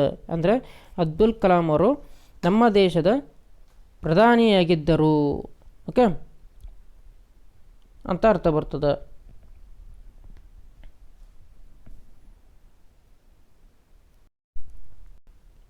ಸಾರಿ, ಪ್ರಧಾನಿ ಅಂತ ಹೇಳಿದೆ ಅಲ್ಲ, ಅಬ್ದುಲ್ ಕಲಾಂ ಅವರು ನಮ್ಮ ದೇಶದ ಪ್ರೆಸಿಡೆಂಟ್ ಆಗಿದ್ದರು ಅಂದರೆ ಅವರು ಹಿಂದಾಗಿದ್ದರಲ್ಲ. ಸೊ ಹಾಗಾಗಿ ಭೂತಕಾಲಕ್ಕೆ ನಾವು ವಾಸ್ ಅನ್ನುವಂಥದ್ದನ್ನು ಯೂಸ್ ಮಾಡ್ತೀವಿ. ಸೊ ರೈಟ್ ಆನ್ಸರು ವಾಸ್ ಅನ್ನುವಂಥದ್ದು. ಓಕೆ, 23 ನೋಡೋಣ. Rearrange the following words in the correct order to form meaningful sentence ಅಂತ ಇದೆ. ಏನು ಕೊಟ್ಟಿದ್ದಾರೆ, ಆರ್, ಬೀಯಿಂಗ್ಸ್, ಆ್ಯನಿಮಲ್ಸ್, ಲಿವಿಂಗ್ಸ್ ಅಂತ ಕೊಟ್ಟಿದ್ದಾರೆ. ಸೊ ಇದಕ್ಕೆ ರೈಟ್ ಆನ್ಸರ್ ಏನಪ್ಪ ಅಂತಂದ್ರೆ ಆ್ಯನಿಮಲ್ಸ್ ಆರ್ ಲಿವಿಂಗ್ ಬೀಯಿಂಗ್ಸ್ ಅನ್ನುವಂಥದ್ದು ಬರ್ತದೆ. ಸೊ ಆಪ್ಷನ್ ಎಲ್ಲಿದೆ, ಅದು 3ನೇದು, ಆ್ಯನಿಮಲ್ಸ್ ಆರ್ ಲಿವಿಂಗ್ ಬೀಯಿಂಗ್ಸ್. ಇದು ಕರೆಕ್ಟ್ ಆಗ್ತದೆ. ಓಕೆ, 24ನೇ ಪ್ರಶ್ನೆಯನ್ನು ನೋಡೋಣ. The meaning of the world magnificent. Okay, ಇದರ ಮೀನಿಂಗ್ ಕೇಳಿದಾರೆ, ಈಸಿ, ಬ್ಯೂಟಿಫುಲ್ ಅನ್ನುವಂಥದ್ದು ಮೀನಿಂಗ್ ಬರ್ತದೆ. ಓಕೆ, 25ನೇ ಪ್ರಶ್ನೆ ನೋಡ್ರಿ. The short form of could not is ಅಂತ ಕೇಳಿದಾರೆ. ಈಸಿ ಇದು ಆಪ್ಷನ್ 1 ಕುಡಂಟ್ ಅನ್ನುವಂಥದ್ದು ಬರ್ತದೆ. ಓಕೆ. 26ನೇ ಪ್ರಶ್ನೆ ನೋಡ್ರಿ. Kamala is a ball badminton player. She trains others. Pick out the pronoun ಅಂತ ಕೇಳಿದ್ದಾರೆ ಇಲ್ಲಿ. ಓಕೆ. ಪ್ರೊನೌನ್ ಅಂದ್ರೆ ಏನಪ್ಪ, ಒಬ್ಬರ ಹೆಸರನ್ನು ಪದೇ ಪದೇ ಒಬ್ಬರ ಹೆಸರನ್ನು ಪದೇ ಪದೇ ಉಪಯೋಗಿಸೋ ಬದಲು ಅವರ ಹೆಸರ ಬದಲಾಗಿ ಇನ್ನೊಂದು ಪದವನ್ನು ನಾವು ಯಾವುದು ಉಪಯೋಗಿಸ್ತೀವಿ ನೋಡ್ರಿ, ಅದಕ್ಕೆ ನಾವು ಪ್ರೊನೌನ್ ಅಂತ ಕರಿತೀವಿ. ಓಕೆ. ಸೊ ಫಾರ್ ಎಕ್ಸಾಂಪಲ್ ಹೇಳೋದಾದರೆ, ಈಗ ಐಶ್ವರ್ಯ ಶಾಲೆಗೆ ಹೋಗುತ್ತಾಳೆ. ಐಶ್ವರ್ಯ ಶಾಲೆಯಲ್ಲಿ ಮೊದಲ ಸ್ಥಾನವನ್ನು ಪಡೆಯುತ್ತಾಳೆ. ಐಶ್ವರ್ಯ ಶಾಲೆಯಲ್ಲಿ ಫುಟ್ಬಾಲ್ ಆಡುತ್ತಾಳೆ. ಐಶ್ವರ್ಯ ಶಾಲೆಯಲ್ಲಿ ಸಂಗೀತವನ್ನು ಹಾಡುತ್ತಾಳೆ, ಹಾಡನ್ನು ಹೇಳುತ್ತಾಳೆ. ಈ ಥರ ಬರೀ ಪದೇ ಪದೇ ಪದೇ ನಾವು ಐಶ್ವರ್ಯ ಐಶ್ವರ್ಯ ಐಶ್ವರ್ಯ ಅಂತ ಹೇಳೋ ಬದಲು ಅದರ ಬದಲಾಗಿ ಆಕೆ ಅಂತ ಯೂಸ್ ಮಾಡ್ಬೋದು. ಆಕೆಗೆ ಹೇಳುವಾಗ ಈಕೆ ಅಂತ ಹೇಳ್ಬೋದು, ಅವಳು ಅಂತ ಹೇಳ್ಬೋದು, ಇವಳು ಅಂತ ಹೇಳ್ಬೋದು. ಓಕೆ. ಈ ಥರ ಏನು ನಾಮಪದಕ್ಕೆ ಬದಲಾಗಿ ಯೂಸ್ ಮಾಡ್ತೀವಿ ನೋಡ್ರಿ, ಅವಕ್ಕೆ ನಾವು ಪ್ರೊನೌನ್ ಅಂತ ಹೇಳ್ತೀವಿ. ಸೊ ಹಾಗಾದರೆ ಇಂಗ್ಲೀಷ್ನಲ್ಲಿ ಹೇಗೆ ಯೂಸ್ ಮಾಡ್ಬೋದು? ಶಿ ಅಂತ ಯೂಸ್ ಮಾಡ್ಬೋದು, ವಿ ಅಂತ ಯೂಸ್ ಮಾಡ್ಬೋದು, ಭಾಳಷ್ಟು ದಿನ ಇದ್ದರೆ ಹಿ ಅಂತ ಮಾಡ್ಬೋದು, ಇಟ್ ಅಂತ ಮಾಡ್ಬೋದು, ದೇ ಅಂತ ಮಾಡ್ಬೋದು, ಯು ಅಂತ ಮಾಡ್ಬೋದು. ಹೌದಾ? ಸೊ ಹಾಗಾಗಿ ಈ 26ನೇ ಪ್ರಶ್ನೆಗೆ ಕಮಲಾ ಅನ್ನುವಂಥದ್ದು ಒಂದು ಸ್ತ್ರೀಲಿಂಗ. ಹೌದಾ? Is a ball badminton player. She trains others. Okay. ಇಲ್ಲಿ ಶಿ ಅನ್ನುವಂಥದ್ದು ಕೊಟ್ಟಿದ್ದಾರೆ ನೋಡ್ರಿ. ಯಾಕೆ ಮತ್ತೊಮ್ಮೆ ಹೀಗೆ ಹೇಳ್ಬೋದಿತ್ತು ಅವರು, Kamala is a ball badminton player, Kamala trains others. ಇಲ್ಲಿ ಕಮಲಾ ಅನ್ನುವಂಥದ್ದು 2 ಸಲ ಆಗ್ತಿತ್ತು, ಅದ್ರ ಬದಲಾಗಿ ಶಿ ಅನ್ನುವಂಥದ್ದು ಯೂಸ್ ಮಾಡಿದ್ದಾರೆ. ಸೊ ಹಾಗಾಗಿ ಇಲ್ಲಿ ಪ್ರೊನೌನ್ ಯಾವುದಪ್ಪ ಅಂತಂದ್ರೆ ಶಿ ಅನ್ನುವಂಥದ್ದು ಬರ್ತದೆ ಆನ್ಸರು. ಓಕೆ. 27ನೇದು ನೋಡ್ರಿ. Rearrange the following letters to get a meaningful word ಅಂತ ಕೇಳಿದ್ದಾರೆ. ಸೊ ಇವನ್ನ ಒಂದು ನಮಗೆ ಲೆಟರ್ಗಳನ್ನ ಕೊಟ್ಟಿದ್ದಾರೆ. ಸೊ ಇವುಗಳನ್ನ ಹಿಂದೆ ಮುಂದೆ ಮಾಡಿ ಒಂದು ಅರ್ಥ ಬರುವಂಥ ಶಬ್ದವನ್ನು ನಾವು ತಯಾರು ಮಾಡಬೇಕು. ಸೊ ಒಂದೇದು ನೋಡ್ರಿ, ಇದೇನು ಪೆನ್ ಆರ್ಟ್ಸ್ ಅಂತ ಇದೆ, ಇದೇನು ಅರ್ಥ ಅಷ್ಟು ಚೆನ್ನಾಗಿ ಬರ್ತಿಲ್ಲ. ಸೊ ಹಾಗಾಗಿ ಇದು ತಪ್ಪು. ಹೌದಾ? ಆಮೇಲೆ 4ನೇದು ನೋಡ್ರಿ, ಪ್ರೆಂಟ್ಸ ಅಂತಿದ್ದು, ಇದು ಅಷ್ಟು ಚೆನ್ನಾಗಿ ಅರ್ಥ ಬರ್ತಿಲ್ಲ. ಓಕೆ. ಇಲ್ಲಿ ನೋಡ್ರಿ 2ನೇದು ಪ್ರೆಸೆಂಟ್ ಅನ್ನುವಂಥದ್ದು ಬರ್ತಿದೆ. ಹೌದಾ? ಪ್ರೆಸೆಂಟ್ ಅನ್ನುವಂಥದ್ದೇನೋ ಅರ್ಥ ಕರೆಕ್ಟಾಗಿ ಬರ್ತಿದೆ, ಆದರೆ ಇಲ್ಲಿ ನಮಗೆ ಕೊಟ್ಟಂಥ ಇದರಲ್ಲಿ ಎ ಅನ್ನುವಂಥ ಅಕ್ಷರಗಳು ಯೂಸ್ ಮಾಡಿದ್ದಾರೆ ಅವರು. ಹೌದಾ? ಇಲ್ಲಿ ಆದರೆ ಇಲ್ಲಿ ನೋಡ್ರಿ ಇದರಲ್ಲಿ ಎ ಅನ್ನೋದೇ ಇಲ್ಲ. ಸೊ ಇದು ರಾಂಗು. 3ನೇ ಆಪ್ಷನ್ ನೋಡ್ರಿ. 3ನೇ ಆಪ್ಷನಲ್ಲಿ ಎಲ್ಲವನ್ನು ಯೂಸ್ ಮಾಡಿದ್ದಾರೆ ಮತ್ತು ಪೇರೆಂಟ್ಸ್ ಅನ್ನುವಂಥ ಒಂದು ಸರಿಯಾದ ಶಬ್ದ ಬರ್ತಿದೆ. ಸೊ ಹಾಗಾಗಿ ಇದಕ್ಕೆ 27ನೇದಕ್ಕೆ ಪೇರೆಂಟ್ಸ್ ಅನ್ನುವಂಥದ್ದು ಉತ್ತರ ಆಗ್ತದೆ. 28ನೇದು ನೋಡ್ರಿ. ಶೀಪ್ ಅನ್ನುವಂಥದ್ದು ಬ್ಲೀಡ್ಸ್ ಅಂತ ಕೊಟ್ಟಿದ್ದಾರೆ. ಅಂದರೆ ಶೀಪ್ ಒಂದು ಕುರಿ ಮಾಡುವಂತಹ ಸೌಂಡಿಗೆ ನಾವು ಬ್ಲೀಡ್ಸ್ ಅಂತ ಕರಿತೀವಿ. ಹಾಗೆ ಕುದುರೆ ಮಾಡುವಂಥ ಸೌಂಡಿಗೆ ಏನು ಕರಿತೀವಪ್ಪ ಅಂತ ಕೇಳಿದವರು ಅವರು. ಇದಕ್ಕೇನಪ್ಪ ಅಂದರೆ ರೈಟ್ ಉತ್ತರ ನೈಸ್ ಅನ್ನುವಂಥದ್ದು. ಓಕೆ. ಹಾಗಾದರೆ ಮ್ಯೂಸ್ ಅನ್ನುವಂಥದ್ದಕ್ಕೆ ನಾವು ಯಾವ ಇದು ಪ್ರಾಣಿ ಮಾಡ್ತದಪ್ಪ? ಕ್ಯಾಟ್ ಮಾಡ್ತದೆ, ಬೆಕ್ಕು ಮಾಡ್ತದೆ. ಹೌದಾ? ಆಮೇಲೆ ಗ್ರಂಟ್ಸ್ ಇದನ್ನು ಯಾವ ಪ್ರಾಣಿ ಮಾಡ್ತದೆ? ಹಂದಿ ಮಾಡ್ತದೆ, ಪಿಗ್. ಓಕೆ. ಆಮೇಲೆ ಬ್ರೇಸ್ ಅನ್ನುವಂಥದ್ದು ಯಾವ್ದು ಮಾಡ್ತದೆ? ಡಾಂಕಿ ಮಾಡ್ತದೆ, ಕತ್ತೆ. ಓಕೆ. ಹಾಗಾದರೆ ಹಾರ್ಸ್ ಏನು ಮಾಡ್ತದಪ್ಪ ಅಂತಂದ್ರೆ ನೈಸ್. ಸರಿ, ಅದು ಉತ್ತರ ಆಪ್ಷನ್ ನೈಸ್. 4ನೇದು. 29ನೇ ಪ್ರಶ್ನೆ ನೋಡಿ. Identify the plural form of the given word dress ಅಂಥೇಳಿ. ಇದಕ್ಕೂ ಡ್ರೆಸ್ಸಿಗೆ ಡ್ರೆಸ್ಸಸ್ಸು. ಓಕೆ. DRESSES ಅನ್ನುವಂಥದ್ದು ಬರ್ತದೆ. ಸೊ ಹಾಗಾಗಿ ಆಪ್ಷನ್ನು 4 ರೈಟ್ ಆಗ್ತದೆ ಇಲ್ಲಿ. ಓಕೆ. 30ನೇ ಪ್ರಶ್ನೆ ನೋಡಿರಿ.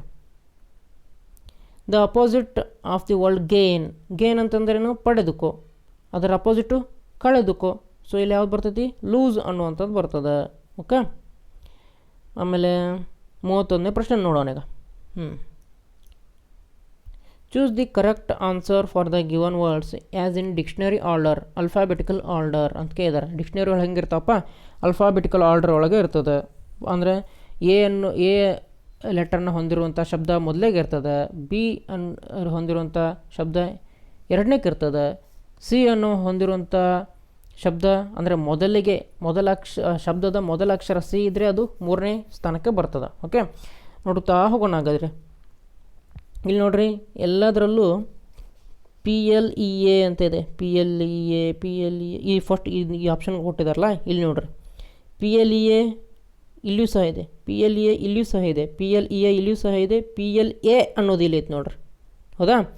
ಮೂರನೇ ಅಕ್ಷರವನ್ನು ನೋಡ್ರಿ, ಇಲ್ಲಿ ಇ ಅಂತ ಇದೆ, ಇಲ್ಲಿಯೂ ಸಹ ಇ ಅಂತ ಇದೆ, ಇಲ್ಲಿಯೂ ಸಹ ಇ ಅಂತ ಇದೆ. ಆದರೆ ಇಲ್ಲಿ ನೋಡ್ರಿ ಪಿ ಎಲ್ ಎ ಅನ್ನುವಂಥದ್ದಿದೆ. ಸೊ ಅವಾಗ ಎ ಅನ್ನುವಂಥದ್ದು ಮೊದಲನೇ ಡಿಕ್ಷನರಿಯಲ್ಲಿ ಬರ್ತದೆ. ಹಾಗಾದರೆ ಪ್ಲೇಸ್ ಅನ್ನುವಂಥದ್ದು ಮೊದಲನೇ ಅಕ್ಷರ ಆಗಿರಬೇಕು, ಮೊದಲನೇ ಶಬ್ದ ಆಗಿರಬೇಕು. ಸೊ ಇಲ್ಲಿ ಪ್ಲೀಸ್ ಅಂತ ಇದೆ, ರಾಂಗ್ ಆಗ್ತದೆ. ಇಲ್ಲಿ ಪ್ಲೀಸೆಂಟ್ ಇದೆ, ಇದು ರಾಂಗ್ ಆಗ್ತದೆ. ಇವೆರಡರುಗಳಲ್ಲಿ ಪಿ ಎಲ್ ಎ ಪ್ಲೇಸ್ ಅನ್ನುವಂಥದ್ದಿದೆ. Okay, correct.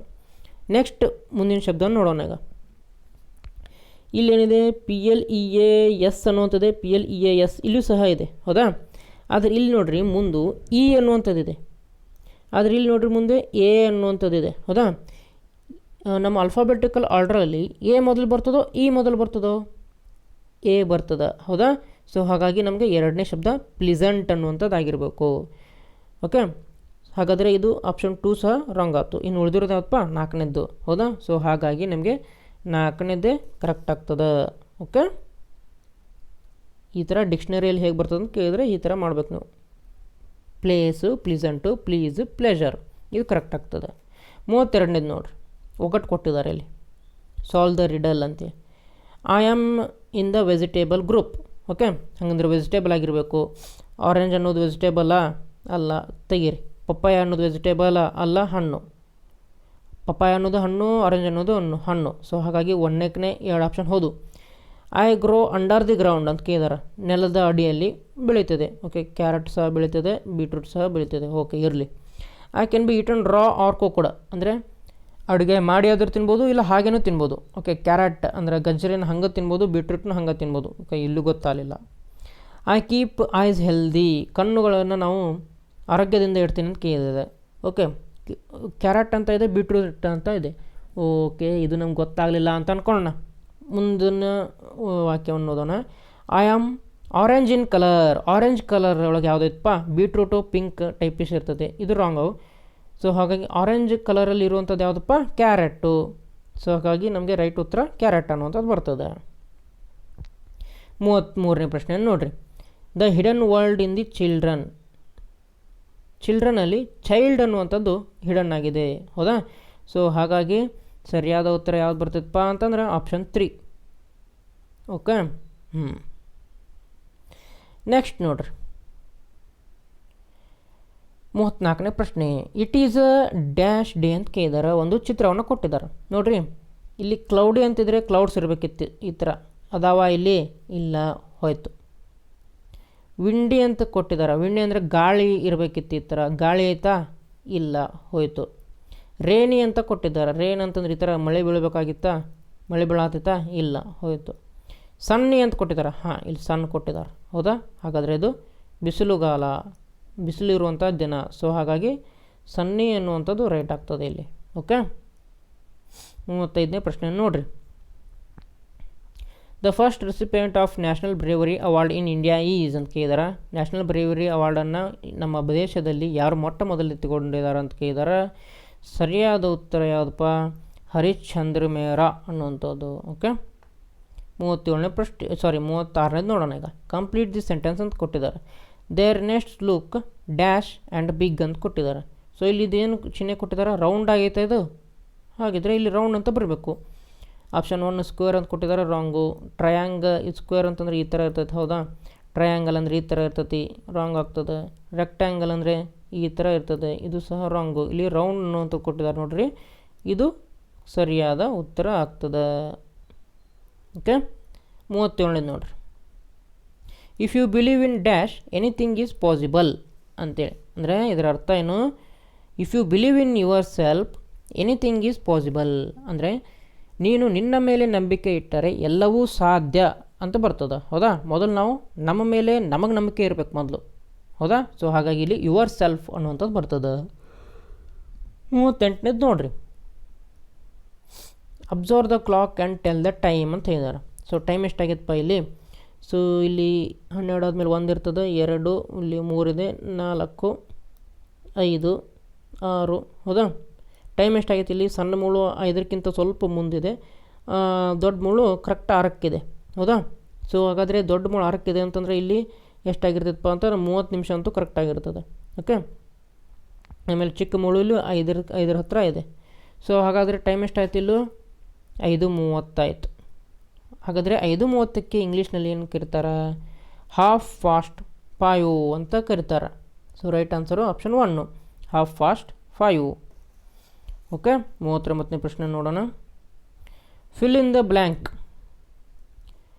God turns a shepherd into dash emperor ಅಂತ ಹೇಳಿದ್ದಾರೆ. ಸೊ ನಮಗಿಲ್ಲಿ ಓವೆಲ್ಸ್ ಇದ್ದಾಗ ಏನು ಮಾಡಬೇಕು? AEIOU ಅಂತಿದೆ. ಓವೆಲ್ಸ್ ಇದ್ದಾಗ ಏನು ಮಾಡ್ಬೇಕು? ನಾವು ಇಲ್ಲಿ ಆ್ಯನ್ ಅನ್ನುವಂಥದ್ದು ಇಡಬೇಕು. ಓಕೆ, ಇಲ್ಲಿ ಎಂಪರರ್ ಅಂತಿದೆ, AE ಅನ್ನುವಂಥದ್ದು ಬಿತ್ತಾ? ಹೌದಾ? ಸೊ ಹಾಗಾಗಿ ಇಲ್ಲಿ ಆ್ಯನ್ ಎಂಪರರ್ ಬರ್ತದೆ. ಸೊ ರೈಟ್ ಆನ್ಸರ್ ಯಾವುದಪ್ಪ? ಆ್ಯನ್ ಅನ್ನುವಂಥದ್ದು ಬರ್ತದೆ ಇಲ್ಲಿ. ಓಕೆ, 40ನೇ ಪ್ರಶ್ನೆ ನೋಡೋಣ. I park my car near the gate, identify the action word. ಕ್ರಿಯಾಪದ ಕೇಳಿದ್ದಾರೆ. ಕ್ರಿಯಾಪದ ಯಾವುದಪ್ಪ ಅಂದರೆ ಇಲ್ಲಿ ಪಾರ್ಕ್ ಅನ್ನುವಂಥದ್ದು ಬರ್ತದೆ. ಪಾರ್ಕ್ ಅಂತಂದರೆ ಇಲ್ಲಿ ಉದ್ಯಾನವನ ಅಲ್ಲ, ಪಾರ್ಕ್ ಅಂತಂದರೆ ನಿಲ್ಲಿಸು ಅನ್ನುವಂಥದ್ದು ಅರ್ಥ ಬರ್ತದೆ. ಸೊ ಹಾಗಾಗಿ ಸರಿಯಾದ ಉತ್ತರ ಯಾವುದಪ್ಪ? ಪಾರ್ಕ್ ಅನ್ನುವಂಥದ್ದು ಬರ್ತದೆ. ಓಕೆ, ಸೊ ಇಲ್ಲಿವರೆಗೂ ಏನಪ್ಪ ಅಂದ್ರೆ ಇಂಗ್ಲೀಷು ಮುಗೀತು. 20ರಿಂದ 40 ಪ್ರಶ್ನೆಗಳು. ಹೌದಾ? ಇನ್ನು ಮುಂದೆ ಏನು ಮಾಡೋಣಪ್ಪ ಅಂತಂದ್ರೆ ಗಣಿತವನ್ನು ಸಾಲ್ವ್ ಮಾಡೋಣ. ಓಕೆ, ಪ್ರಶ್ನೆಯನ್ನು ನೋಡ್ರಿ. 4425 ಹಣವನ್ನು ಅಮರ್, ಅಕ್ಬರ್ ಮತ್ತು ಆ್ಯಂಥೋನಿಯೋ ಅವರಿಗೆ ಸಮನಾಗಿ ಹಂಚಲಾಯಿತು. ಹಾಗಾದರೆ ಪ್ರತಿಯೊಬ್ಬರಿಗೂ ದೊರಕಿದ ಹಣದ ಪಾಲೆಷ್ಟು ಅಂತ ಕೇಳಿದ್ದಾರೆ. ಇಲ್ಲಿ ನಾವು ಭಾಗಾಕಾರ ಮಾಡಬೇಕಾಗ್ತದೆ. ಎಷ್ಟಿದೆ ಅಮೌಂಟು? 4425 ಇದೆ. ಎಷ್ಟು ಮಂದಿಗೆ ಭಾಗಾಕಾರ ಮಾಡ್ಬೇಕಪ್ಪ ಇಲ್ಲಿ? ಅಮರ್, ಅಕ್ಬರ್ ಮತ್ತು ಆ್ಯಂಥೋನಿ 3 ಮಂದಿ ಇದ್ದಾರೆ. ಸೊ 3ರಿಂದ ಭಾಗಾಕಾರ ಮಾಡಿದಾಗ ನಮ್ಗೆ ಎಷ್ಟು ಬರ್ತೈತಿ? 1475 ಬರ್ತದೆ. ಓಕೆ, ಸೊ ಹಾಗಾದರೆ ಸರಿಯಾದ ಉತ್ತರ ಯಾವುದು? ಆಪ್ಷನ್ನು 3, 1475. ಈ ಥರ ನೀವು ಇದನ್ನು ಕಟ್ತಾ ಹೊಡಿಬೇಕು. ಹೊಡೆದು ತೋರಿಸ್ಲಾ? 3 ಒಂದಲೇ 1 ಈ ಕಡೆ ಬರ್ತದೆ, 3 4 12, 2 ಈ ಕಡೆ ಬರ್ತದೆ, 3 7 21, 1 ಈ ಸೈಡ್ ಬರ್ತದೆ, 3 5 15. ಸೊ 1475 ಸರಿಯಾದ ಉತ್ತರ. ನೆಕ್ಸ್ಟು 42ನೇ ಪ್ರಶ್ನೆ ನೋಡಿರಿ. 18 ಕಿಲೋಗ್ರಾಮ್, 70 ಗ್ರಾಮ್ ಮತ್ತು 25 ಗ್ರಾಮ್ಗಳ ಮೊತ್ತವು ಅಂತ ಕೇಳಿದ್ದಾರೆ. ನೋಡಿರಿ, ಇಲ್ಲಿ ಗ್ರಾಮ್ ಕೊಟ್ಟಿದ್ದಾರೆ, ಇಲ್ಲಿ ಗ್ರಾಮ್ ಕೊಟ್ಟಿದ್ದಾರೆ. ಸೊ ಇಲ್ಲಿ ಕಿಲೋಗ್ರಾಮ್ ಅಂತ ಕೊಟ್ಟಿದ್ದಾರೆ. ಇದನ್ನ ನಾವು ಗ್ರಾಮ್ಗೆ ಕನ್ವರ್ಟ್ ಮಾಡ್ಕೋಬೇಕು. ಓಕೆ, 1 ಕಿಲೋಗ್ರಾಮ್ಗೆ ಎಷ್ಟು ಗ್ರಾಮ್ಗಳು ಇರ್ತಾವಪ್ಪ ಅಂದ್ರೆ 1000 ಇರ್ತಾವೆ. 1000 ಗ್ರಾಮ್ಗಳು. ಸೊ ಹಾಗಾದರೆ 18 ಕಿಲೋಗ್ರಾಮನ್ನು ನಾವು ಗ್ರಾಮಲ್ಲಿ ಕನ್ವರ್ಟ್ ಮಾಡಿದರೆ ಮಾಡಬೇಕು ಇಂಟು ಅಂದರೆ ಗುಣಾಕಾರ 1000 ಮಾಡಿದ್ರೆ ಎಷ್ಟಾಯಿತು? 18,000 ಗ್ರಾಮ್ ಆಯಿತು. ನೆಕ್ಸ್ಟ್ 750 ಗ್ರಾಮ್ ಹಂಗೆ ಇಟ್ಕೊಳ್ರಿ.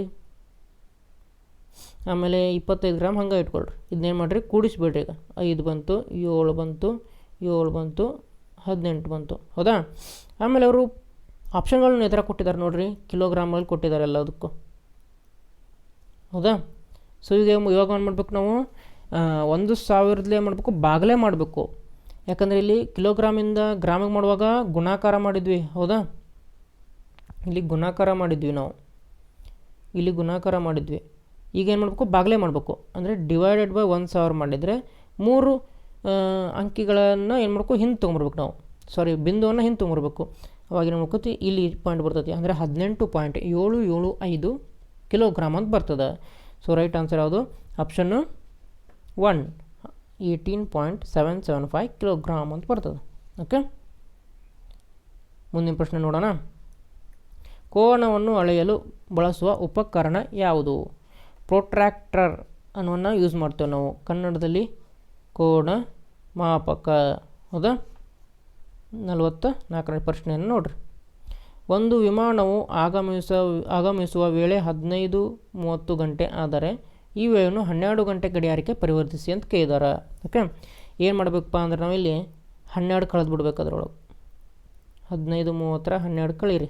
ಎಷ್ಟು ಬರ್ತೈತಿ? 30 ಹಾಗೆ ಇರ್ತದೆ. ಇಲ್ಲಿ ಈ ಕಡೆ 15 12 ಹೋದರೆ 3, ಅಂದರೆ 3:30 ಅನ್ನುವಂಥದ್ದು. ಸೊ ಹಾಗಾಗಿ ಆಪ್ಷನ್ಗಳನ್ನು ನೋಡ್ತಿರಲಿ. ಇಲ್ಲಿ ಮಧ್ಯಾಹ್ನ 12 ಗಂಟೆ ಇದೆ, ತೆಗೀರಿ.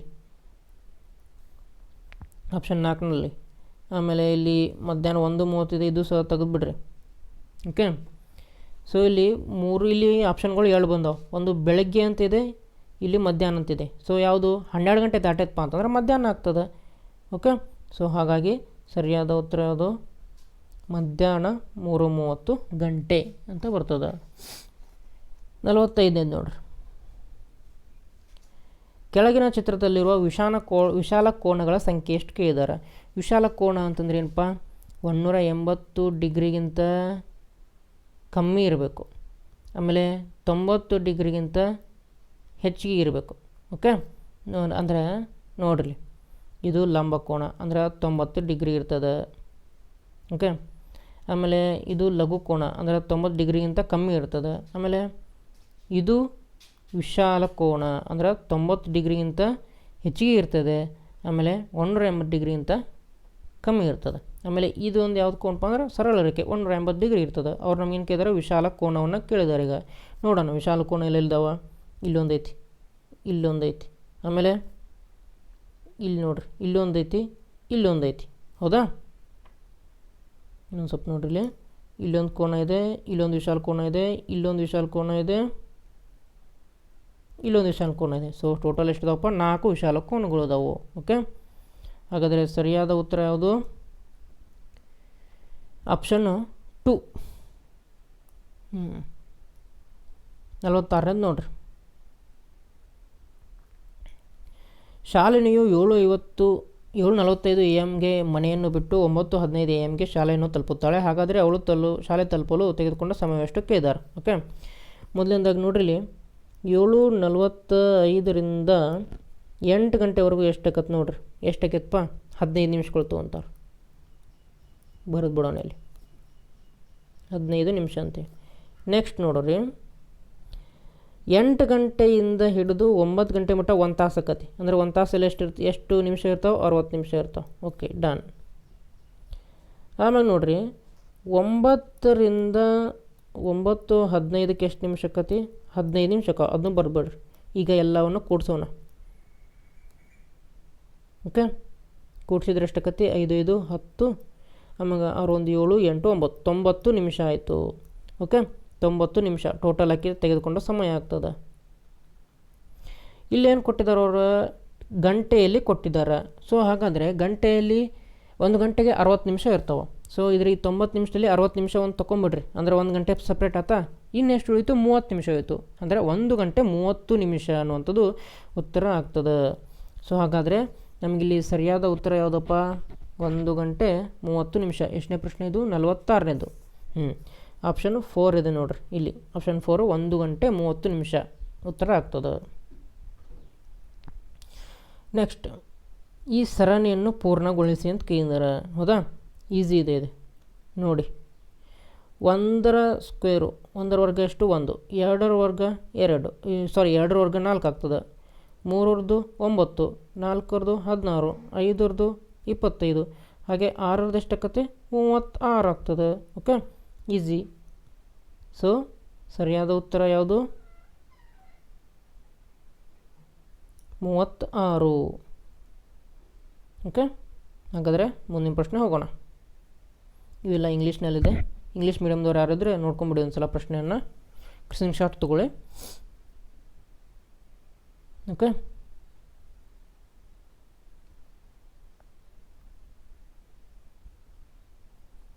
ಇದರಲ್ಲಿ ಯಾವುದಿತ್ತು? 1 ಗಂಟೆ 30 ನಿಮಿಷ ಇತ್ತಲ್ಲ. 46ನೇ ಪ್ರಶ್ನೆಗೆ 4ನೇದು.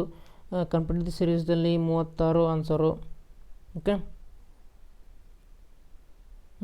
ನೆಕ್ಸ್ಟ್ ನೋಡ್ರಿ, 48ನೇ ಪ್ರಶ್ನೆ. ಆಯತಾಕಾರದ ತೋಟದ ಉದ್ದವು 60 ಮೀಟರ್, ಅಗಲ 40 ಮೀಟರ್, ಆದರೆ ತೋಟದ ಸುತ್ತಳತೆ ಕೇಳಿದ್ದಾರೆ. ಓಕೆ, ಒಂದು ಈ ಥರ ಒಂದು ಆಯತಾಕಾರದ ತೋಟ ಐತಿ. ಅದರ ತೋಟದ ಉದ್ದ ಎಷ್ಟು ಕೊಟ್ಟಿದಾರಪ್ಪ? 60 ಕೊಟ್ಟಿದ್ದಾರೆ. ಸೊ ಆಯತಾಕಾರ ಅಂತಂದರೆ ಈ ಕಡೆನೂ ಸಹ ಉದ್ದ ಸೇಮ್ ಇರ್ತದೆ. ಸೊ ಈ ಕಡೆ 60 ಇಟ್ಬಿಡೋಣ. ಆಮೇಲೆ ಅದರ ಅಗಲ ಎಷ್ಟು ಕೊಟ್ಟಿದ್ದಾರೆ? 40 ಮೀಟ್ರ್ ಕೊಟ್ಟಿದ್ದಾರೆ. ಸೊ ಈ ಕಡೆ 40 ಆದರೆ ಈ ಕಡೆ 40. ಅದರ ಸುತ್ತಳತೆ ಅಂದರೆ ಏನು ಮಾಡಬೇಕು? ಎಲ್ಲವನ್ನು ಕೂಡಿಸ್ಬೇಕು ನಾವು. ಹೌದಾ? 60 60 120, ಆಮೇಲೆ 40 40 80 ಆಗ್ತದೆ. ಸೊ 120 + 80 200. ಈಸಿ. ಸೊ ಇಲ್ಲಿ 200 ಮೀಟ್ರ್ ಬರ್ತದೆ. ಹೌದಾ? ಇಲ್ಲಿ ಇಲ್ಲಿ ಇದನ್ನು ನೋಡಬೇಕು, ಮಿಟ್ರೋ ಚದರ ಮೀಟ್ರ್ ನೋಡಬೇಕು. ಇಲ್ಲಿ ಏನು ಕೇಳಿದಾರೆ, ಸುತ್ತಳತೆ ಕೇಳಿದಾರೆ. ಸೊ ಹಾಗಾಗಿ ಮೀಟ್ರ್ ಅನ್ನುವಂಥದ್ದು ಬರ್ತದೆ. 48ನೇಗೆ 3ನೇ ಆಪ್ಷನ್ನು ರೈಟ್, 200 ಮೀಟ್ರ್ ಅನ್ನುವಂಥದ್ದು. ನೆಕ್ಸ್ಟ್ ನೋಡ್ರಿ, ಪುನರ್ವಿಯು ವಾರ್ಷಿಕ ಪರೀಕ್ಷೆಯಲ್ಲಿ ವಿವಿಧ ವಿಷಯಗಳಲ್ಲಿ ಪಡೆದ ಅಂಕಗಳು ಕೆಳಗಿನಂತಿವೆ. ಪುನರ್ವಿಯು ಯಾವ ವಿಷಯದಲ್ಲಿ ಅತಿ ಹೆಚ್ಚು ಅಂಕ ಪಡೆದಿದ್ದಾಳೆ ಅಂತ ಕೇಳಿದ್ದಾರೆ. ಅತಿ ಹೆಚ್ಚು ಅಂಕವನ್ನು ಈ ಬಾರ್ ಗ್ರಾಫ್ ಮುಖಾಂತರ ನೋಡೋಣ. ಫುಲ್ ದೊಡ್ಡದು ಯಾವುದಿತ್ತಪ್ಪ, ಈಗ ಇದಿದೆ. ಸೊ ಇದರಲ್ಲಿ ಎಷ್ಟಿದೆ, 90. ಹಾಗಾದರೆ ವಿಷಯ ಯಾವುದದು, ಗಣಿತ. ಸೊ ಆನ್ಸರ್ ಯಾವ್ದು ಬಂತಪ್ಪ ನಮ್ಗೆ, ಗಣಿತ ಅಂತ ಬರ್ತದೆ. Okay, easy. ನೆಕ್ಸ್ಟ್ 49 ಆಯ್ತಾ, 55 ನೋಡೋಣ. BDC ಅಂತ ಕೇಳಿದ್ದಾರೆ. ಇದು ಈಸಿ, ಎಲ್ಲರೂ ಮಾಡಬೇಕು ಇದನ್ನು. ಹೌದಾ? ಏನು ಮಾಡಬೇಕು, ಫಸ್ಟ್ 32,357 ಅಂತ ಬರ್ಕೊಳ್ಳಿ. ಆಮೇಲೆ 28,467 ಅಂತ ಬರ್ಕೊಳ್ಳಿ. ಓಕೆ, ಇದರಲ್ಲಿ ಇವನ್ನೆರಡು ಏನು ಮಾಡಬೇಕು, ಕೂಡಿಸಬೇಕು. ಕೂಡಿಸಿ ಬಂದಂತಹ ಉತ್ತರದಲ್ಲಿ 47,662 ಕಳಿಬೇಕು. ಓಕೆ, ಮಾಡಿಬಿಡೋಣ. 7 7 14 ಬಂತು. 5 1 1, ಇದೊಂದು 12, 3 4 7 8, 8 7 10, 3 2 5 6. ಓಕೆ, ಎಷ್ಟು ಬಂತಿದು, 60,824 ಬಂತಾ. ಸೊ ಈ 60,824ರಲ್ಲಿ 47,642 ಕಳಿಬೇಕು ನಾವೀಗ. ಹೌದಾ? ಕಳಿಲ್ಲ. 4ರಲ್ಲಿ 2 ಹೋದರೆ 2, 10ರಲ್ಲಿ ಇದು 2ರಲ್ಲಿ 4 ಹೋಗ್ಬಾರ್ದಲ್ಲ, ಸ್ವಲ್ಪ ಕೈಲಾಗ ತೊಗೊಳ್ಳಿ, ಕೈಲಾಗ ತೊಗೋಬೇಕು. ಸೊ ಅವಾಗ ಎಷ್ಟು ಬರ್ತೈತಿ, 8 ಅನ್ನೋದು ಬರ್ತದೆ ಇಲ್ಲಿ. ಓಕೆ, ಆಮೇಲೆ 8ರಲ್ಲಿ 7 ಹೋದರೆ 1 ಬರ್ತದೆ. ಆಮೇಲೆ 0ಯಲ್ಲಿ 7 ತೆಗಿಯಾಕೆ ಬರಲ್ಲ, ಸೊ ಕೈಲಾಗ ತೊಗೊಳ್ಳಿ. 10ರಲ್ಲಿ 7 ಹೋದರೆ 3, ಆಮೇಲೆ 6ರಲ್ಲಿ 5 ಹೋದರೆ 1. ಸೊ ಉತ್ತರ ಎಷ್ಟು ಬರ್ತಪ್ಪ, 13,182 ಅಂತ ಬರ್ತದೆ. ಓಕೆ, ಸೊ ಹಾಗಾಗಿ ರೈಟ್ ಆನ್ಸರ್ ಯಾವುದು, ಆಪ್ಷನ್ನು 3, 13,182. ಓಕೆ, 51ನೇ ಪ್ರಶ್ನೆ ನೋಡೋಣ. ಈಗ ಕೆಳಗಿನ ಸಂಖ್ಯೆಯ ಗುಣಲಬ್ಧವು ಅಂತ ಕೇಳಿದ್ದಾರೆ. 180 ಇಂಟು 0 ಎಷ್ಟು ಬರ್ತದೆ, 0ನ ಬರ್ತದೆ. ಆಮೇಲೆ 0 ಇಂಟು 1 0ನ ಬರ್ತದೆ. ಆಮೇಲೆ 0 ಇಂಟು 7 0ನ ಬರ್ತದೆ. ಈಸಿ. ಸೊ ಹಾಗಾಗಿ ಇದರ ರೈಟ್ ಆನ್ಸರ್ ಏನಪ್ಪ ಅಂತಂದ್ರೆ 0 ಅನ್ನೋದು ಬರ್ತದೆ. ಓಕೆ, 52ನೇ ಪ್ರಶ್ನೆ ನೋಡೋಣ. ಈಗ 4 8 0 2 5 ಈ ಅಂಕಿಗಳನ್ನು ಪುನಃ ಉಪಯೋಗಿಸದೆ ಬರೆಯಬಹುದಾದ 5 ಅಂಕಿ ಅತಿ ಸಣ್ಣ ಸಂಖ್ಯೆ ಯಾವುದು ಅಂತ ಕೇಳಿದ್ದಾರೆ. ಸೊ 5 ಅಂಕಿ ಅತಿ ಸಣ್ಣ ಸಂಖ್ಯೆ ಬರೀಬೇಕು ನಾವು. ಸೊ 5 ಸ್ಥಾನವನ್ನು ಬರ್ಕೊಳ್ರಿ. 1 2 3 4 5. 5 ಅಂಕಿ ಅತಿ ಸಣ್ಣ ಸಂಖ್ಯೆ ಅಂತಂದ್ರೆ ಏನು ಮಾಡ್ಬೇಕು ನಾವು, ಸಣ್ಣ ಸಂಖ್ಯೆ ಯಾವುದಿದೆ ಇದರಲ್ಲಿ ಅಂತ ಹುಡುಕಬೇಕು. ಸಣ್ಣ ಸಂಖ್ಯೆ ಯಾವುದು ಇದರಲ್ಲಿ, 0 ಇದೆ. ಆದರೆ ಇಲ್ಲಿ 0ಯನ್ನು ಬರೆದರೆ ಅದು 4 ಅಂಕಿ ಸಣ್ಣ ಸಂಖ್ಯೆ ಆಗ್ತದೆ. ಸೊ ಹಾಗಾಗಿ ಇಲ್ಲಿ 0ಯನ್ನು ತೆಗೆದುಕೊಳ್ಳುವಂತಿಲ್ಲ. 0ಗಿಂತ ಒಂದು ಸ್ವಲ್ಪ ದೊಡ್ಡದಾಗುತ್ತೆ, ಇಲ್ಲಿ 2 ಇದೆ. ಸೊ 2 ಇದೆನಾ, ಸೊ ಹಾಗಾಗಿ ಇಲ್ಲಿ 2 ಬರೀರಿ. ಓಕೆ, 2ನ್ನು ಬರೀರಿ. ಆಮೇಲೆ 2ಕ್ಕಿಂತ ಸ್ವಲ್ಪ ದೊಡ್ಡದು ಯಾವುದು, 5 ಇದೆ, 4 ಇದೆ. ಆದರೆ ಇಲ್ಲಿ 4 ಬರಿಬಾರ್ದು, ಅದ್ರ ಬದಲಾಗಿ 0ಯನ್ನು ಬರಿಬೇಕಿಲ್ಲಿ. ಓಕೆ, 0ನ್ನು ಬರೀರಿ. ಆಮೇಲೆ ಇದಕ್ಕಿಂತ ಸ್ವಲ್ಪ ದೊಡ್ಡದು ಯಾವುದಿದೆ, 4 ಇದೆ, 4 ಬರೀರಿ. 4ಕ್ಕಿಂತ ದೊಡ್ಡದು 5 ಇದೆ, 5ಕ್ಕಿಂತ ದೊಡ್ಡದು 8 ಇದೆ. ಓಕೆ, ಸೊ ಹಾಗಾದರೆ 5 ಅಂಕಿಯ ಸಣ್ಣ ಸಂಖ್ಯೆ ಯಾವ್ದು ಬಂತಿಲ್ಲಿ, 20,458. ಸೊ ರೈಟ್ ಆನ್ಸರ್ ಅಲ್ಲಿದೆ, ಹಾಂ 3ನೇದಿದೆ ನೋಡಿರಿ, 20,458. ಮುಂದಿನ ಪ್ರಶ್ನೆ ಹೋಗೋಣ. 53ನೇದು ನೋಡಿರಿ. ಒಂದು ಸಂಖ್ಯೆಯನ್ನು 12ರಿಂದ ಭಾಗಿಸಿದಾಗ ಭಾಗಲಬ್ಧವು 15, ಶೇಷ 5 ಬರುತ್ತದೆ. ಹಾಗಾದರೆ ಇದರ ಭಾಜ್ಯವು ಆಗಿರ್ತದೆ ಅಂತ ಕೇಳಿದಾರೆ. ಡ್ಯಾಶ್ ಮಾಡೋಣ. ಒಂದು ಸಂಖ್ಯೆಯನ್ನು ಅಂತ ಕೇಳಿದಾರೆ, ಯಾವ ಸಂಖ್ಯೆ ಗೊತ್ತಿಲ್ಲ, ಎಕ್ಸ್ ಅಂತ ಇಟ್ಕೊಳ್ರಿ. ಒಂದು ಸಂಖ್ಯೆಯನ್ನು 12ರಿಂದ ಭಾಗಿಸಿದಾಗ ಭಾಗಲಬ್ಧವು 15 ಬರ್ತದಂತ, ಅದರ ಶೇಷ ಎಷ್ಟು ಬರ್ತೈತಿ, 5 ಬರ್ತೈತಿ. ಹಾಗಾದರೆ ಈ ಎಕ್ಸ್ ಅನ್ನುವಂಥ ಸಂಖ್ಯೆ ಯಾವುದು ಅಂತ ಕೇಳಿದಾರೆ. ಈಸಿ. 12 ಮತ್ತು 15ನ್ನು ಗುಣಾಕಾರ ಮಾಡಬೇಕು, ಅದಕ್ಕೆ 5 ಕೂಡಿಸಬೇಕು. ಓಕೆ, ಈ 12 ಮತ್ತು 15 ಗುಣಾಕಾರ ಮಾಡಿದಾಗ ಎಷ್ಟು ಬರ್ತೈತಪ್ಪ ನಮಗಂದ್ರೆ 180 ಬರ್ತದೆ. ಅದಕ್ಕೆ 5 ಕೂಡಿಸಿದ್ರೆ ಎಷ್ಟು ಬಂತು, 185. ಹಾಗಾದರೆ ಈ ನಡುವೆ ಇರುವಂಥ ಸಂಖ್ಯೆ ಯಾವುದು, 185. Okay, option 3 is the right answer. ಮುಂದಿನ ಪ್ರಶ್ನೆ ಹೋಗೋಣ. ಇದು ಇಂಗ್ಲೀಷ್ನಲ್ಲಿದೆ. ಇದಕ್ಕೆ ಇಂಗ್ಲೀಷ್ ಮೀಡಿಯಮ್ನವ್ರು ಇದ್ದರೆ ಸ್ಕ್ರೀನ್ಶಾಟ್ ಹೊಡ್ಕೊಳ್ಳಿ. ಓಕೆ, 48ನೇ ಪ್ರಶ್ನೆಗೆ ರೈಟ್ ಆನ್ಸರ್ ಎಷ್ಟಾಗಿತ್ತು? 200 ಮೀಟ್ರ್ ಆಗಿತ್ತು. 48ನೇ ಪ್ರಶ್ನೆಗೆ 200 ಮೀಟ್ರ್ ಅನ್ನುವಂಥದ್ದು ಆಗಿತ್ತು. ಆಮೇಲೆ ಇದರಲ್ಲಿ ಗಣಿತ ಅನ್ನುವಂಥದ್ದಾಗಿರುತ್ತು. ಓಕೆ, ಆಮೇಲೆ ಸಾಲ್ವ್ 50ನೇ ಪ್ರಶ್ನೆಗೆ ಉತ್ತರ ಎಷ್ಟಾಗಿತ್ತು? 13,182 ಆಗಿತ್ತು. ಆಮೇಲೆ 51ಕ್ಕೆ 0 ಅನ್ನೋಂಥದ್ದಾಗಿತ್ತು. 52ನೇ ಪ್ರಶ್ನೆಗೆ 20,458 ಆಗಿತ್ತು.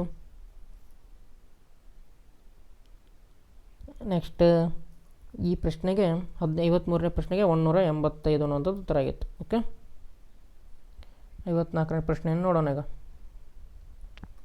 ಒಂದು ಹಳ್ಳಿಯ ಜನಸಂಖ್ಯೆಯು 3,389, ಇನ್ನೊಂದು ಹಳ್ಳಿಯ ಜನಸಂಖ್ಯೆ 4,893. ಈ ಎರಡೂ ಹಳ್ಳಿಗಳ ಒಟ್ಟು ಜನಸಂಖ್ಯೆ ಎಷ್ಟು ಅಂತ ಕೇಳಿದ್ದಾರೆ. ಒಟ್ಟು ಅಂತ ಕೇಳಿದ್ರೆ ಕೂಡಿಸಿಬಿಡಬೇಕು. ಹೌದಾ? 3 3 8 9 4 8 9 3 9 3 12 9 10 18 8 3 8 4 12 3 4 7 8. ಓಕೆ, ಎಷ್ಟು ಬಂತಪ್ಪ? 8,282 ಬಂತು. 54ನೇ ಪ್ರಶ್ನೆಗೆ ಸರಿಯಾದ ಉತ್ತರ ಆಪ್ಷನ್ 2, 8,282. 55 ನೋಡೋಣ. 2,462, 3,487 ಇವುಗಳ ಮೊತ್ತವನ್ನು 10ರ ಸ್ಥಾನಕ್ಕೆ ಸಮೀಪಿಸಿದಾಗ ಅಂತ ಕೇಳಿದಾರೆ. ಮೊದಲೇ ಕೂಡಿಸ್ಬೇಕು. 2 4 6 2 ಪ್ಲಸ್ 3 4 8 7 ಕೂಡಿಸ್ರಿ ಮೊದಲು. 7 2 9 8 6 14 4 4 4 8 ಇದೊಂದು 9 3 2 5. ಇಲ್ಲಿ ನೋಡ್ರಿ 10ರ ಸ್ಥಾನಕ್ಕೆ ಅಂತಂದ್ರೆ ಇಲ್ಲಿ 10ರ ಸ್ಥಾನ ಯಾವುದಿದೆ? 4 ಇದೆ. ಹೌದಾ? 10ರ ಸ್ಥಾನ ಯಾವುದಿದೆ? 4 ಇದೆ. ಸೊ ಇದನ್ನು ನಾವು 10ರ ಸ್ಥಾನಕ್ಕೆ ಸಮೀಪ ಮಾಡ್ಬೇಕಂದ್ರೆ ನೆಕ್ಸ್ಟ್ ಸಂಖ್ಯೆ ಯಾವುದಿದೆ ಅಂತ ನೋಡಬೇಕು. ನೆಕ್ಸ್ಟ್ ಯಾವುದಿದೆ? 9 ಇದೆ. ಇದು 9 5ಕ್ಕಿಂತ ದೊಡ್ಡದಿದೆ. ಹಾಗಾಗಿ ಇದಕ್ಕೆ 4ಕ್ಕೆ 1 ಕೂಡಿಸಬೇಕು.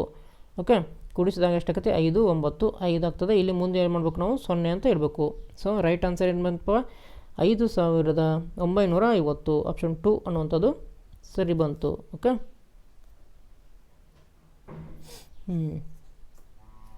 56 ನೋಡ್ರಿ. ಈಗ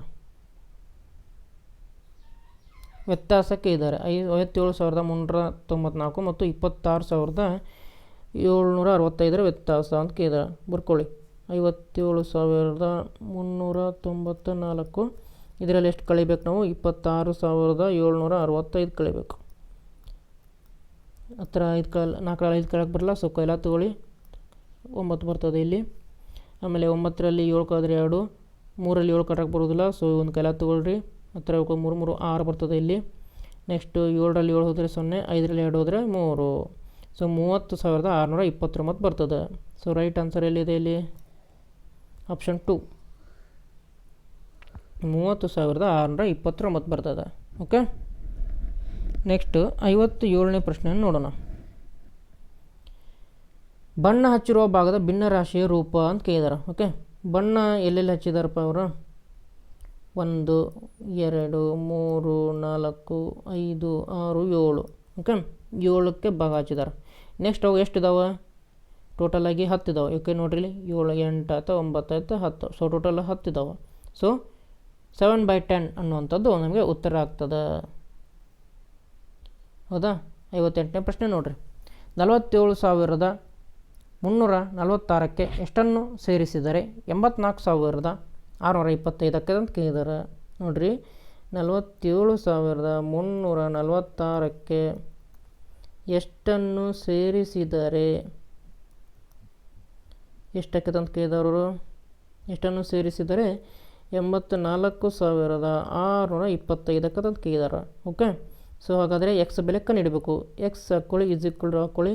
ಸೊ 84,625 ಹಾಗೆ ಬರೀಬೇಕು. ಸೊ ಇದನ್ನು ಏನು ಮಾಡಬೇಕು? ಈ ಸೈಡ್ ಕಳಿಸ್ಬೇಕು. ಅವಾಗ ಏನಾಕತಿ? ಮೈನಸ್ ಏನಕ್ಕೈತಿದು? 47,346. ಓಕೆ, ಸೊ ಹಾಗಾದರೆ 84,625ರಲ್ಲಿ 47,346 ಕಳೆದ್ರೆ ನಮಗೆ ಎಕ್ಸ್ ಬೆಲೆ ಬರ್ತೈತಿ. ಇದನ್ನ ಕಳೀರಿ ನೀವು. ಕಳೆದಾಗ ಎಷ್ಟು ಬರ್ತೈತಪ್ಪ ಇದು? ಓಕೆ, ಕಳೆದಾಗ ಎಷ್ಟು ಬರ್ತೈತಪ್ಪ ಅಂತಂದರೆ 37,279 ಅನ್ನುವಂಥದ್ದು ಆನ್ಸರ್ ಬರ್ತದೆ. ಓಕೆ, ಸೊ ಹಾಗಾದರೆ ರೈಟ್ ಆನ್ಸರ್ ಎಲ್ಲಿದೆಪ್ಪ ಅಂದ್ರೆ ಆಪ್ಷನ್ 4ಅಲ್ಲಿದೆ ನೋಡಿರಿ. 37,279 37,279 ಅನ್ನೋದು ಆನ್ಸರ್ ಬರ್ತದೆ. ಏನಿಲ್ಲ, ಈ 84,625ರಲ್ಲಿ ಅದನ್ನು ಕಳಿಬೇಕು ನಾವು. 47,346 ಕರೆದ್ರೆ ನಮ್ಗೆ ಆನ್ಸರ್ ಸಿಗ್ತದೆ. ಓಕೆ, 59ನೇ ಪ್ರಶ್ನೆ ನೋಡ್ರಿ. 82 ರೂಪಾಯಿಗಳನ್ನು ಪೈಸೆಗಳಲ್ಲಿ ಸೂಚಿಸಿ ಅಂತ ಕೇಳಿದಾರೆ. ಓಕೆ, ಅಂದರೆ 1 ರೂಪಾಯಿಯಲ್ಲಿ ಎಷ್ಟು ಪೈಸೆ ಇರ್ತಾವಪ್ಪ? 1 ರೂಪಾಯಿಯಲ್ಲಿ ಎಷ್ಟು ಇರ್ತಾವೆ ಅಂದ್ರೆ 100 ಪೈಸೆ ಇರ್ತಾವೆ. ಹೌದಾ? ಸೊ ಹಾಗಿದ್ರೆ 82 ರೂಪಾಯಿಯಲ್ಲಿ ಎಷ್ಟು ಪೈಸೆ ಇರ್ತಾವೆ? ಗುಣಾಕಾರ 100 ಮಾಡಿಬಿಡ್ರಿ. ಎಷ್ಟು ಇರ್ತಾವಪ್ಪ ಅಂದ್ರೆ 8,200 ಪೈಸೆಗಳು ಇರ್ತಾವೆ. ಓಕೆ, ಸೊ ರೈಟ್ ಆನ್ಸರ್ ಯಾವುದಪ್ಪ ಅಂತಂದ್ರೆ ಆಪ್ಷನ್ 2, 8,200 ಅನ್ನುವಂಥದ್ದು. ಓಕೆ, 60ನೇ ಪ್ರಶ್ನೆ ನೋಡಿರಿ. 48ಕ್ಕೆ ಯಾವುದರನ್ನು ಗುಣಿಸಿದಾಗ 48 ಬರ್ತದೆ? ಈಸಿ. 48 ಒಂದಲೇ 41. ಹೌದಾ? ಸೊ ರೈಟ್ ಆನ್ಸರು ಎಷ್ಟನೇ ಆಪ್ಷನ್ನು? 3ನೇ ಆಪ್ಷನ್ನು. ಓಕೆ, ಇಲ್ಲಿವರೆಗೂ ಏನಾಯ್ತಪ್ಪ ಅಂತಂದರೆ ಗಣಿತ ಮುಗಿತಾ? ಹೌದು, ಗಣಿತ ಮುಗೀತು. 60ನೇ ಪ್ರಶ್ನೆವರೆಗೂ. ಇಂಗ್ಲೀಷ್ ಮೀಡಿಯಮ್ನವರಿದ್ದರೆ ಕ್ವಶನ್ಗಳನ್ನ ಸ್ಕ್ರೀನ್ಶಾಟ್ ಹೊಡ್ಕೊಳ್ಳಿ. ಓಕೆ, 54ನೇದಕ್ಕೆ ಸರಿಯಾದ ಉತ್ತರ ಯಾವುದಿತ್ತು? 54ನೇ ಪ್ರಶ್ನೆಗೆ 2ನೇ ಆಪ್ಷನ್ ಇತ್ತು, 8,282 ಇತ್ತು. 55ನೇದಕ್ಕೆ ಯಾವುದಿತ್ತಪ್ಪ ಅಂದರೆ 2ನೇದಿತ್ತು ನೋಡಿರಿ, 5950 ಇತ್ತು. 56ನೇದಕ್ಕೂ ಸಹ 2ನೇದಿತ್ತು. ಓಕೆ, 57ನೇದು 7/10, 7/10. 58ನೇ ಪ್ರಶ್ನೆಗೆ ಎಷ್ಟಿತ್ತು? 37,279 ಇತ್ತು. ಓಕೆ, 59ನೇದಕ್ಕೆ 8,200 ಪೈಸೆ ಇತ್ತು. 60ನೇದಕ್ಕೆ 1 ಇತ್ತು. ಓಕೆ, ಹಾಗಿದ್ರೆ ಮುಂದಿನ ಪ್ರಶ್ನೆಗಳನ್ನ ನೋಡೋಣ. ವಿಜ್ಞಾನ ವಿಷಯಕ್ಕೆ ಸಂಬಂಧಪಟ್ಟಂಥದ್ದು ಬರ್ತಾವೆ ಈಗ. ಹೌದಾ?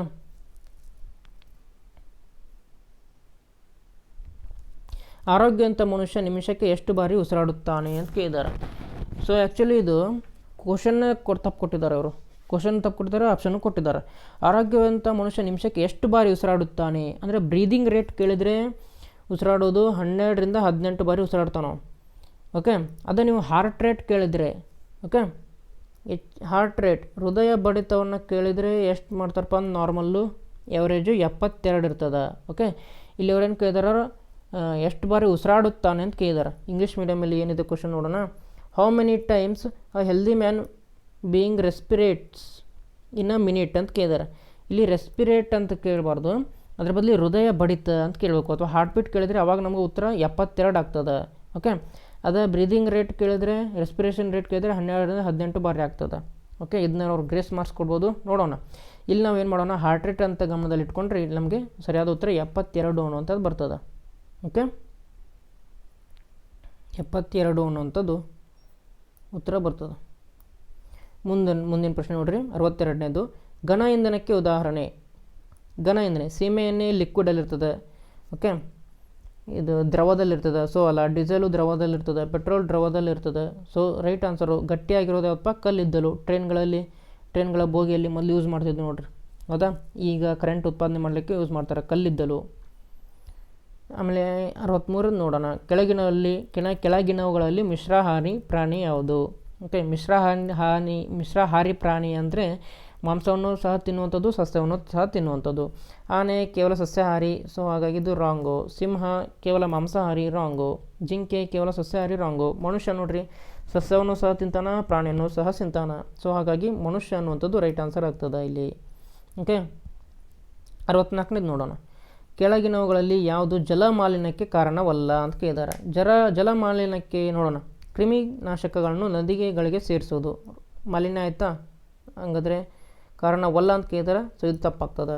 ಉಳಿಕೆ ಆಹಾರ ಪದಾರ್ಥಗಳನ್ನು ಕೆರೆಗಳಿಗೆ ಸೇರಿಸೋದು, ಕೆರೆಗಳಿಗೆ ಸೇರಿಸಿದ್ರೆ ಅದು ನೀರು ಮಲಿನ ಆಯ್ತಲ್ಲ, ಸೊ ಇದು ರಾಂಗು.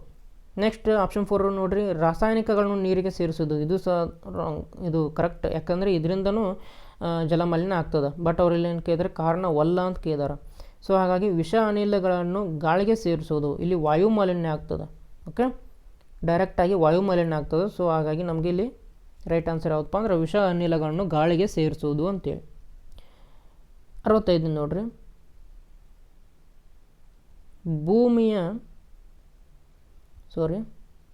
ಭೂಮಿಯ ಮೇಲ್ಭಾಗದ -ಡ್ಯಾಶ್ ಭಾಗ ನೀರಿನಿಂದ ಆವರಿಸಿದೆ ಅಂತ ಕೇಳಿದ್ದಾರೆ. ಎಷ್ಟಪ್ಪ, ಈಸಿ. 65ನೇದು 71% ಅನ್ನುವಂಥದ್ದು. ಓಕೆ, 66 ನೋಡ್ರಿ, LPG ಇದರ ವಿಸ್ತೃತ ರೂಪ ಅಂತ ಕೇಳಿದ್ದಾರೆ. ಆಪ್ಷನ್ 1 ಲಿಕ್ವಿಫೈಡ್ ಪೆಟ್ರೋಲಿಯಂ ಗ್ಯಾಸ್ ಅನ್ನುವಂಥದ್ದು ಕರೆಕ್ಟ್ ಆನ್ಸರ್ ಆಗ್ತದೆ ಇಲ್ಲಿ. 66ನೇ ಪ್ರಶ್ನೆಗೆ ಲಿಕ್ವಿಫೈಡ್ ಪೆಟ್ರೋಲಿಯಂ ಗ್ಯಾಸ್ ಅನ್ನುವಂಥದ್ದು. 67ನೇದು ನೋಡ್ರಿ, ಕತ್ತಲು ಕಳೆಯುವೆ ಅಂತ ಕೇಳಿದ್ದಾರೆ. ಒಗಟನ್ನು ಬಿಡಿಸಿ. ಕತ್ತಲು ಕಳೆಯುವೆ ಅಂತ ಇದೆ, ಗಾಳಿ ಕತ್ತಲನ್ನು ಕಳಿತೈತೆ, ರಾಂಗು. ನೀರು ಕತ್ತಲನ್ನು ಕಳಿತೈತೆ, ರಾಂಗು. ಮಣ್ಣು ಕತ್ತಲನ್ನು ಕಳಿತೈತೆ, ರಾಂಗು. ಸೊ ರೈಟ್ ಆನ್ಸರ್ ನಮಗೆ ಇಲ್ಲಿ ಗೊತ್ತಾಗ್ಬಿಡ್ತು, ಸೂರ್ಯ ಅನ್ನುವಂಥದ್ದು. ಕತ್ತಲನ್ನು ಕಳೆಯುವೆ, ಬೆಳಕನ್ನು ನೀಡುವೆ, ಕರೆಕ್ಟು. ಆಮೇಲೆ ಶಕ್ತಿಯ ಮೂಲವು ನಾನಾಗಿರುವೆ, ಕರೆಕ್ಟು. ದ್ಯುತಿ ಸಂಶ್ಲೇಷಣೆ ಕ್ರಿಯೆಯನ್ನು ನಡೆಸಲಿಕ್ಕೆ ಸೂರ್ಯ ಬೇಕೇ ಬೇಕು, ಕರೆಕ್ಟು. ನಾನು ಯಾರು ಅಂತಂದ್ರೆ ಸೂರ್ಯ. ಓಕೆ, ಹಾಗಿದ್ರೆ ಮುಂದಿನ ಪ್ರಶ್ನೆ ಹೋಗೋಣ. ಸೊ ಇಂಗ್ಲೀಷ್ನಲ್ಲಿ ಮೀಡಿಯಮ್ದವ್ರಿದ್ರೆ ಸ್ಕ್ರೀನ್ಶಾಟ್ ಹೊಡ್ಕೊಳ್ಳಿ. How many times a healthy man being respirates in a minute ಅಂತ ಕೇಳಿದಾರೆ. ಇದಕ್ಕೆ ಆ್ಯಕ್ಚುಲಿ ಕ್ವಶನ್ ತಪ್ಪಿದೆ. ರೆಸ್ಪಿರೇಷನ್ನು ನಾವು 12ರಿಂದ 18 ಬಾರಿ ಮಾಡ್ತೀವಿ. ಅದೇ ನಮ್ಮ ಹೃದಯ ಬಡಿತ 72 ಬಾರಿ ಆಗ್ತದೆ ಎವರೇಜ್ ಆಗಿ. Okay, an example for solid fuel coal. ಆಮೇಲೆ ಒಮ್ನಿವರಸ್ ಎನಿಮಲ್ ಅಮಾಂಗ್ ಫಾಲೋಯಿಂಗ್ ಯಾವುದಪ್ಪ ಅಂದರೆ ಹ್ಯೂಮನ್ ಬೀಯಿಂಗು, ಮನುಷ್ಯ. Which of the following is not a reason for water pollution ಅಂತಂದರೆ ಆಪ್ಷನ್ ಯಾವ್ದು ಕರೆಕ್ಟ್ ಇದೆ ಇದರಲ್ಲಿ? 64ನೇದು ವಿಷ ಅನಿಲಗಳನ್ನು ಅಂತಿತ್ತು. ಯಾರ್ಡಿಂಗ್ ಪಾಯ್ಸನಸ್ ಗ್ಯಾಸಸ್ ಇಂಟು ಏರು, ಇದು ಕರೆಕ್ಟು. ಆಮೇಲೆ 71% of the earth is covered by water. ಆಮೇಲೆ ಎಕ್ಸ್ಪಾಂಡ್ LPG ಅಂತಂದ್ರೆ ಲಿಕ್ವಿಫೈಡ್ ಪೆಟ್ರೋಲಿಯಂ ಗ್ಯಾಸು. ಆಮೇಲೆ ಸಾಲ್ವ್ ದ ರಿಡಲ್ ಅಂತಿತ್ತು. Dark drives away from me, bright light comes from me, a source of energy that is me, who I am ಅಂತಂದ್ರೆ ಸಣ್ಣು.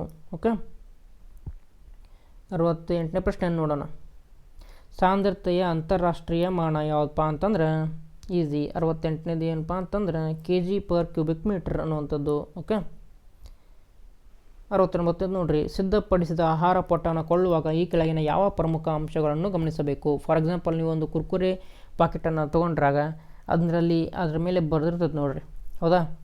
ಅದರಲ್ಲಿ ಬರೆದಿರ್ತೈತಲ್ಲ, ಅದ್ರ ಮೇಲೆ ಏನನ್ನು ನೋಡಿ ನೀವು ತೊಗೋಬೇಕು? ರೇಟ್ ನೋಡಿ ತೆಗಿಬೇಕಾ?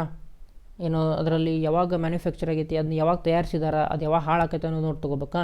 ಇಲ್ಲ ಯಾವುದು ಪ್ಯಾಕೆಟ್ ಕಲರ್ ಆಗಿ ನಿಮ್ಗೆ ಆಕರ್ಷಣೀಯವಾಗಿದೆ ಅದನ್ನು ನೋಡಿ ತೊಗೋಬೇಕಾ ಅಂತ ಕೇಳಿದಾರೆ ಅವರು. ಆಪ್ಷನ್ಗಳನ್ನು ನೋಡಿರಿ. ಆಕರ್ಷಣೀಯವಾದ ಆಹಾರ ಪೊಟ್ಟಣ, ರಾಂಗು. ಅದರ ಪಟ್ಟಣದ ಆಕರ್ಷಣೆ ನೋಡಬಾರ್ದು ನಾವು, ಒಳಗಡೆ ಆಹಾರ ಹೆಂಗಿದೆ ಅದನ್ನು ನೋಡಬೇಕು. ಆಹಾರ ರುಚಿನ ನೋಡಬೇಕಾ? ರಾಂಗು. ಆಹಾರ ರುಚಿ ಕೆಮಿಕಲ್ ಹಾಕಿ ಹೇಗೆ ಬೇಕಾದರೂ ಮಾರ್ಪಾಡು ಮಾಡ್ಬೋದು ಅವರು. ಇದು ನೋಡಿರಿ, ಸಿದ್ಧಪಡಿಸುವ ಆಹಾರದ ಜಾಹೀರಾತು, ಒಟ್ಟು ಅಡ್ವರ್ಟೈಸ್ಮೆಂಟ್ ನೋಡಿ ತೊಗೋಬೇಕಾ? ರಾಂಗು. ಬದಲಾಗಿ ಏನು ಮಾಡಬೇಕು ನಾವು? ಆಹಾರದ ತಯಾರಾದ ಮತ್ತು ಮುಗಿಯುವ ದಿನಾಂಕವನ್ನು ನೋಡಬೇಕು ನಾವು. ಅಂದರೆ ತಯಾರಾದ ಮತ್ತು ಅವಧಿ ಮುಗಿಯುವ ದಿನಾಂಕವನ್ನು ನೋಡಬೇಕು. ಎಕ್ಸ್ಪೈರಿ ಡೇಟು, ಮ್ಯಾನುಫ್ಯಾಕ್ಚರ್ ಡೇಟು ಅದನ್ನೆಲ್ಲ ನೋಡಿ ತೊಗೋಬೇಕು ನಾವು. ಸರಿಯಾದ ಉತ್ತರ 3ನೇದು. ಸೊಳ್ಳೆಗಳಿಂದ ಬರುವ ರೋಗ ಈಸಿ ಯಾವುದಪ್ಪ ಅಂತಂದ್ರೆ ಮಲೇರಿಯಾ ಅನ್ನುವಂಥದ್ದು ಬರ್ತದೆ. ಓಕೆ, 70ನೇ ಪ್ರಶ್ನೆಗೆ ಆನ್ಸರ್ ಮಲೇರಿಯಾ. 71 ನೋಡ್ರಿ, ಕೆಳಗಿನ ಯಾವುದರ ಘಟಕಗಳನ್ನು ಸರಳ ವಿಧಾನಗಳಿಂದ ಬೇರ್ಪಡಿಸಬಹುದು ಅಂತ ಕೇಳಿದ್ದಾರೆ. ಆನ್ಸರ್ ಏನಪ್ಪ ಇಲ್ಲಿ? ಮಿಶ್ರಣವನ್ನು ನಾವು ಸರಿಯಾಗಿ ಭಾಳ ಈಸಿಯಾಗಿ ಬೇರ್ಪಡೆ ಮಾಡ್ಬೋದು. ಓಕೆ, ಮುಂದಿನ ಪ್ರಶ್ನೆ ಹೋಗೋಣ. 72ನೇದು ಕೃತಕ ಧಾತುವಿಗೆ ಉದಾಹರಣೆ ಅಂತ ಕೇಳಿದ್ದಾರೆ. ಯಾವುದಪ್ಪ? ಪ್ಲುಟೋನಿಯಂ ಅನ್ನುವಂಥದ್ದು ಇಲ್ಲಿ ಕೃತಕ ಧಾತು ಇಲ್ಲಿ, ಹೌದಾ? ಇವೆಲ್ಲ ಕೃತಕ ಅಲ್ಲ. ಇವು ಆಕ್ಸಿಜನ್ನು, ಹೈಡ್ರೋಜನ್ನು, ಚಿನ್ನ ಇವೆಲ್ಲ ಕೃತಕ ಅಲ್ಲ. ಸೊ ಕೃತಕ ಅಂತಂದರೆ ಇವು ನ್ಯಾಚುರಲಾಗಿ ಸಿಗ್ತಾವೆ ನಮಗೆ. ಆಕ್ಸಿಜನ್ನು, ಹೈಡ್ರೋಜನ್ನು, ಚಿನ್ನ ನ್ಯಾಚುರಲಾಗಿ ಸಿಗ್ತಾವೆ. ಆದರೆ ಪ್ಲುಟೋನಿಯಂ ಅನ್ನುವಂಥದ್ದು ಕೃತಕವಾಗಿ ನಾವು ಮಾಡಬೇಕಾಗ್ತದೆ. ಸೊ ಸರಿಯಾದ ಉತ್ತರ ಪ್ಲುಟೋನಿಯಂ ಅಂತೇಳಿ. 73 ನೋಡಿರಿ, ಹ್ಯಾಲಿ ಧೂಮಕೇತು ಡ್ಯಾಶ್ ವರ್ಷಗಳಿಗೊಮ್ಮೆ ಕಾಣಸಿಗುತ್ತದೆ ಅಂತ ಹೇಳಿದ್ದಾರೆ. ಇದು ನಿಮ್ಮ ಟೆಕ್ಸ್ಟ್ ಬುಕ್ನಲ್ಲಿದೆ. ಆನ್ಸರ್ ಯಾವುದಪ್ಪ ಅಂದರೆ 76 ವರ್ಷಗಳಿಗೊಮ್ಮೆ ಹ್ಯಾಲಿ ಧೂಮಕೇತು ನಿಮಗೆ ಕಾಣಸಿಗ್ತದೆ ಅಂಥೇಳಿ. ಓಕೆ. 74ನೇ ನೋಡಿರಿ, ನಮ್ಮ ದೇಹದ ಬೆಳವಣಿಗೆಗೆ ಉಪಯುಕ್ತವಾದ ಪೋಷಕಾಂಶ ಯಾವುದಪ್ಪ? ಬೆಳವಣಿಗೆಗೆ ಅಂತ ಕೇಳಿದಾರಪ್ಪ ಅಂದ್ರೆ ಪ್ರೋಟೀನ್ ಅನ್ನುವಂಥದ್ದು ಬರ್ತದೆ. ಕಾರ್ಬೋಹೈಡ್ರೇಟ್ ಯಾವುದಕ್ಕೆ ಬರ್ತಿತ್ತಪ್ಪ ಅಂತಂದರೆ ನಮಗೆ ಶಕ್ತಿಯನ್ನು ನೀಡಲಿಕ್ಕೆ ಕಾರ್ಬೋಹೈಡ್ರೇಟ್ಗಳು ಬೇಕು. ಓಕೆ. ಆಮೇಲೆ ಲಿಪಿಡ್ ಮತ್ತು ವಿಟಮಿನ್ಗಳು ರೋಗ ನಿರೋಧಕ ಅಂದರೆ ರೋಗದ ವಿರೋಧಕ್ಕೆ ಹೋರಾಡಲು ನಮಗೆ ವಿಟಮಿನ್ ಮತ್ತು ಲಿಪಿಡ್ಗಳು ಬೇಕು. ಸೊ ಸರಿಯಾದ ಉತ್ತರ ಬೆಳವಣಿಗೆಗೆ ಅಂತ ಕೇಳಿದಾಗ ಪ್ರೋಟೀನ್. ಅದಕ್ಕೆ ಕಾರ್ಬೋಹೈಡ್ರೇಟ್ ಅಂತ ಕೇಳಿದರೆ ಶಕ್ತಿಗೆ ಅದು. ಓಕೆ. 70 ಇಲ್ಲಿ ಇಂಗ್ಲೀಷ್ನ ಮೀಡಿಯಮ್ ಇದ್ದರೆ ನೋಡ್ಕೊಂಬಿಡಿ. ಇದು S I unit of density ಕೇಳಿದರೆ kg/m². ಆಮೇಲೆ what should we observe while buying readymade food packet ಅಂತ ಕೇಳಿದರೆ ಮ್ಯಾನುಫ್ಯಾಕ್ಚರಿಂಗ್ ಎಕ್ಸ್ಪೈರಿ ಡೇಟು. ಆಮೇಲೆ disease cause by mosquito malaria. ಆಮೇಲೆ 71 ನೋಡಿರಿ, which of the following constituent can be separated by simple method mixture. ಆಮೇಲೆ an example of an artificial element plutonium. ಆಮೇಲೆ Halley's comet appears once in 76 years. The nutrient which is helpful for our body growth ಯಾವುದಪ್ಪ ಅಂದ್ರೆ protein. Okay. 75ನೇ ಪ್ರಶ್ನೆ ನೋಡಿರಿ, ಇದು ಒಂದು ಸಿರಿಧಾನ್ಯಕ್ಕೆ ಉದಾಹರಣೆ ಯಾವುದಪ್ಪ ಅಂದರೆ ನವಣೆ ಅನ್ನುವಂಥದ್ದು. ಓಕೆ. ನವಣೆ ಅನ್ನುವಂಥದ್ದು ಸಿರಿಧಾನ್ಯಕ್ಕೆ ಉದಾಹರಣೆ ಅದು. ಆಮೇಲೆ ಉಪ್ಪಿನಕಾಯಿ ಬಹಳ ದಿನ ಕೆಡದಂತೆ ಇಡಲು ಡ್ಯಾಶನ್ನು ಹಾಕಿರುತ್ತಾರೆ, ಸಕ್ಕರೆಯನ್ನು ಹಾಕಿರ್ತಾರೆ. ಓಕೆ. ಆಮೇಲೆ 77ನೇ ನೋಡಿರಿ, ಕೆಳಗಿನವುಗಳಲ್ಲಿ ಇಟ್ಟಿಗೆ ಗುಣಲಕ್ಷಣ ಯಾವುದು? ಇಟ್ಟಿಗೆ ಅಂತಂದರೆ ಅದು ಒಂದು ಘನ ವಸ್ತುವಿಗೆ ಉದಾಹರಣೆ. ಸೊ ಘನದಲ್ಲಿ ಹೇಗಿರ್ತಾವಪ್ಪ ಕಣಗಳು? ತುಂಬ ನಿರ್ದಿಷ್ಟವಾಗಿರ್ತಾವೆ, ಒತ್ತೊತ್ತವಾಗಿ ಗಟ್ಟಿಯಾಗಿ ಅಂಟ್ಕೊಂಡಿರ್ತಾವೆ. ಹೌದಾ? ಸೊ ಆಪ್ಷನ್ನು 4 ರೈಟ್ ಆಗ್ತದೆ.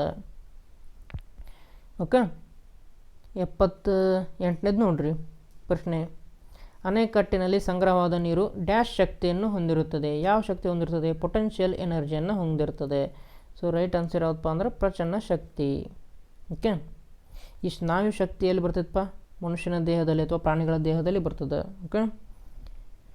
ಚಲನಶಕ್ತಿ ಒಂದು ಯಾವುದಾದ್ರೂ ಚಲನೆಯಲ್ಲಿರುವಂತಹ ವಸ್ತುವಿನಲ್ಲಿ ಬರ್ತದೆ. ಹಾಗೆ ವಿದ್ಯುತ್ ಶಕ್ತಿ ಕರೆಂಟ್ನಲ್ಲಿ ಬರ್ತದೆ. ಸೊ ಹಾಗಾಗಿ ಇಲ್ಲಿ ಕರೆಕ್ಟ್ ಆನ್ಸರ್ ಯಾವುದಪ್ಪ ಅಂದ್ರೆ ಪ್ರಚನ್ನ ಶಕ್ತಿ ಅನ್ನುವಂಥದ್ದು ಬರ್ತದೆ. 79 ನೋಡಿರಿ, ಭೂಮಿಯ ಮೇಲಿರುವ ಎಲ್ಲ ಶಕ್ತಿಗಳ ಮೂಲ ಆಕಾರ ಯಾವುದಪ್ಪ ಅಂದ್ರೆ ಸೂರ್ಯ. ಯಾಕೆ? ಸೂರ್ಯನ ಬೆಳಕನ್ನು ಉಪಯೋಗಿಸ್ಕೊಂಡು ನಮ್ಮ ಗಿಡ ಮರಗಳು ಆಹಾರವನ್ನು ತಯಾರಿಸ್ತವೆ. ಸೊ ಗಿಡಗಳು ತಯಾರಿಸಿದಂಥ ಆಹಾರದ ಮೇಲೆ ನಾವು ಡೈರೆಕ್ಟ್ಲಿ ಆರ್ ಇಂಡೈರೆಕ್ಟ್ಲಿ ಎಲ್ಲರೂ ಡಿಪೆಂಡ್ ಆಗಿದ್ದೇವೆ ನಾವು. ಹೌದಾ? ಸೊ ಹಾಗಾಗಿ ಭೂಮಿಯ ಮೇಲಿರುವ ಎಲ್ಲ ಶಕ್ತಿಗಳ ಮೂಲ ಆಕಾರ ಯಾವುದಪ್ಪ ಅಂತಂದರೆ ಸೂರ್ಯ ಅನ್ನುವಂಥದ್ದು ಬರ್ತದೆ. ಓಕೆ. ನೆಕ್ಸ್ಟ್ 80ನೇ ನೋಡಿರಿ, ಪ್ರಾಣಿಗಳಲ್ಲಿ ಅತ್ಯಂತ ದೊಡ್ಡ ಪ್ರಾಣಿ ಯಾವುದು? ನೀಲಿ ತಿಮಿಂಗಿಲ ಅನ್ನುವಂಥದ್ದು ಪ್ರಾಣಿಗಳಲ್ಲಿ ಅತ್ಯಂತ ದೊಡ್ಡ ಪ್ರಾಣಿ ಅದು. ಓಕೆ. ನೆಕ್ಸ್ಟ್ ನೋಡೋಣ. ಇಂಗ್ಲೀಷ್ನ ಮೀಡಿಯಮ್ದವ್ರು ಇದ್ರೆ ನೋಡ್ಕೊಂಬಿಡಿ. This is an example for a millet ಅಂತ ಕೇಳಿದ್ದಾರೆ. ಸೊ 75ನೇದು ಯಾವುದಿತ್ತು? ನವಣೆ ಅನ್ನುವಂಥದ್ದಿತ್ತು. ಓಕೆ. ನವಣೆ ಅನ್ನುವಂಥದ್ದಿತ್ತು. ಎಲ್ಲಿತ್ತದು? ನವಣೆ 3ನೇ ಆಪ್ಷನ್ ಇತ್ತು. ಹೌದಾ? ಫಾಕ್ಸ್ಟೈಲ್ ಮಿಲೆಟ್ ಅಂತೇಳಿ. ಓಕೆ. ಆಮೇಲೆ ಫಾಕ್ಸ್ಟೈಲ್ ಮಿಲೆಟ್ಟು ಆನ್ಸರ್ ಇದು ಏನು ಮಿಲೆಟ್ಗೆ ಎಕ್ಸಾಂಪಲು. ಆಮೇಲೆ 76ನೇದು ನೋಡ್ರಿ, dash is added to pickle to avoid it from spoiling ಅಂತ ಕೇಳಿದಾರೆ. ಸಾಲ್ಟನ್ನು ಆ್ಯಡ್ ಮಾಡ್ತೇವೆ. Which of the following is property of a brick ಅಂತ ಕೇಳಿದಾರೆ. ಯಾವಪ್ಪ? Particles are densely and orderly arranged. ಹೌದಾ? Next water stored in a dam possesses potential energy. The main source of all energies on the earth sun. Which is the largest animal? Blue whale. Okay.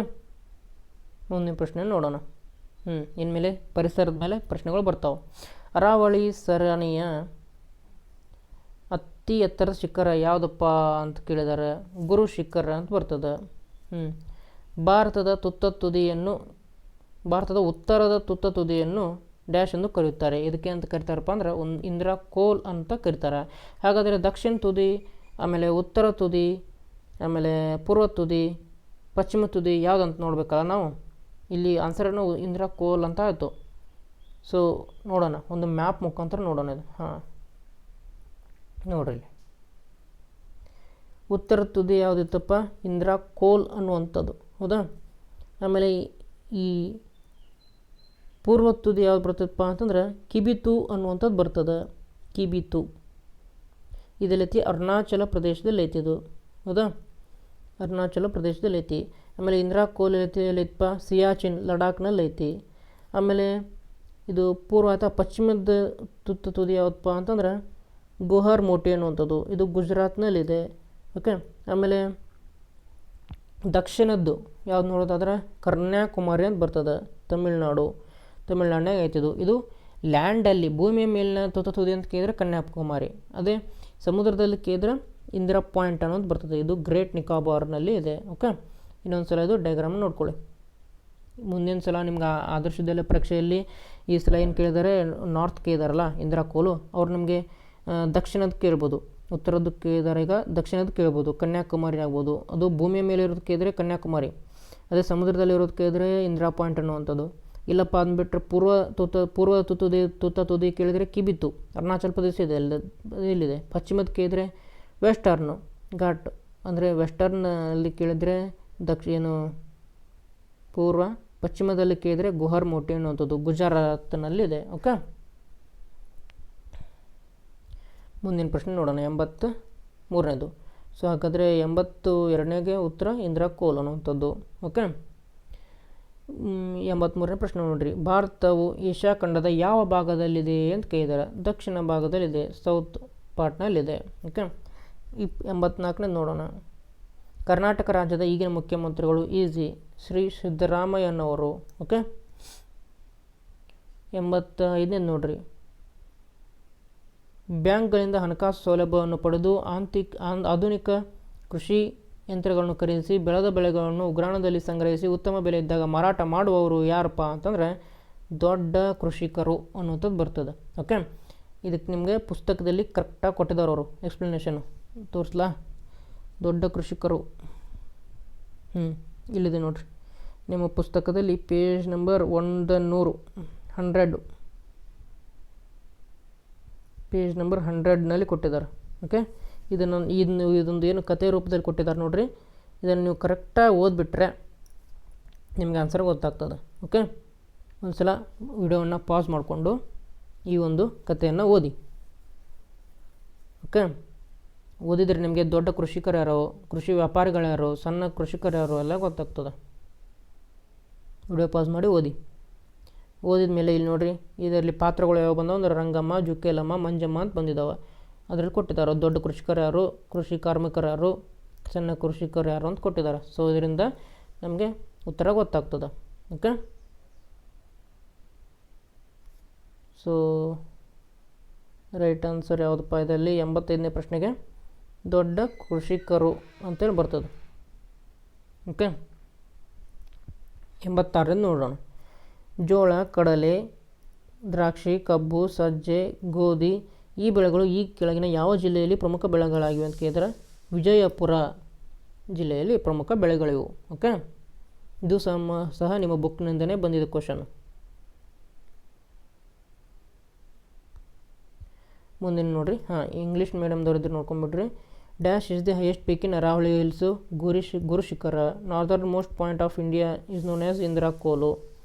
Okay, India is located in which part of the Asian continent? South part of the Asian continent. The current chief minister of Karnataka ಯಾರಪ್ಪ ಅಂದ್ರೆ ಶ್ರೀ ಸಿದ್ದರಾಮಯ್ಯನವರು. ಆಮ್ಯಾಗ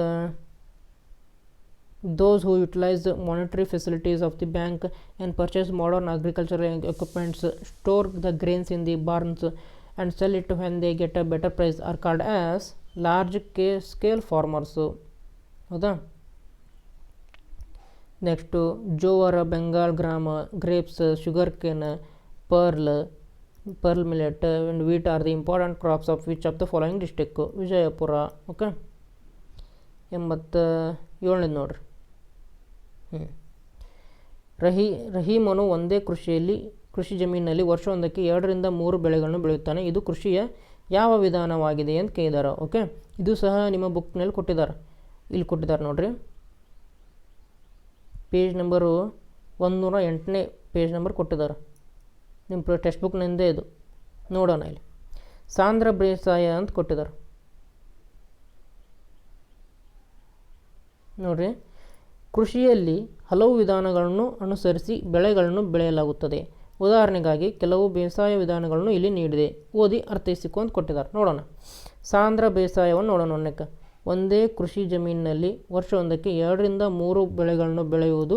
ಉದಾಹರಣೆಗೆ ಯಾವಪ್ಪ? ಜೋಳವನ್ನು ಬೆಳೀತಾರೆ, ಭತ್ತವನ್ನು ಬೆಳೀತಾರೆ, ರಾಗಿ, ಸೂರ್ಯಕಾಂತಿ, ಹತ್ತಿ, ಹುರುಳಿ, ಕಡಲೆ, ತೊಗರಿ. ಅಂದರೆ ಒಂದಾದ ನಂತರ ಇನ್ನೊಂದು ಬೆಳೆಯನ್ನು ಬೆಳೀತಾರೆ. ಸೊ ಈ ಥರ ಬೆಳೆ ಬೆಳೆಯೋದಕ್ಕೆ ನಂತರ ಸಾಂದ್ರ ಬೇಸಾಯ ಅಂತ ಕರೀತಾರೆ. ಓಕೆ, ನೆಕ್ಸ್ಟ್ ನೋಡೋಣ. ಮಿಶ್ರ ಬೇಸಾಯ ಅಂದರೆ ಏನು ನೋಡೋಣ.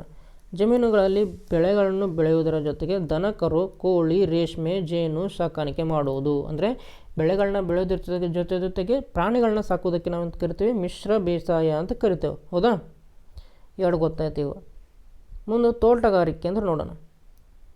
ಆಹಾರದ ಬೆಳೆಗಳ ಬದಲಿಗೆ ಕೃಷಿ ಜಮೀನಿನಲ್ಲಿ ವಿವಿಧ ಹಣ್ಣುಗಳು, ತರಕಾರಿ, ಕಾಫಿ, ಟೀ ಅಥವಾ ಹೂಗಳನ್ನು ಬೆಳೆಯುವುದು ಏನಪ್ಪ ಅಂತಂದ್ರೆ ತೋಟಗಾರಿಕೆ ಅನ್ನೋಂಥದ್ದು ಬರ್ತದೆ. ಓಕೆ, ಹಾಗಿದ್ರೆ ನಿಮಗೆ ಇಲ್ಲಿ ಸಾಂದ್ರ ಬೇಸಾಯ ಅಂದರೆ ಒಂದೇ ಕೃಷಿಯಲ್ಲಿ ವರ್ಷವೊಂದಕ್ಕೆ 2-3 ಬೆಳೆಗಳನ್ನ ಬೆಳೆಯೋದಕ್ಕಂತಾರೆ.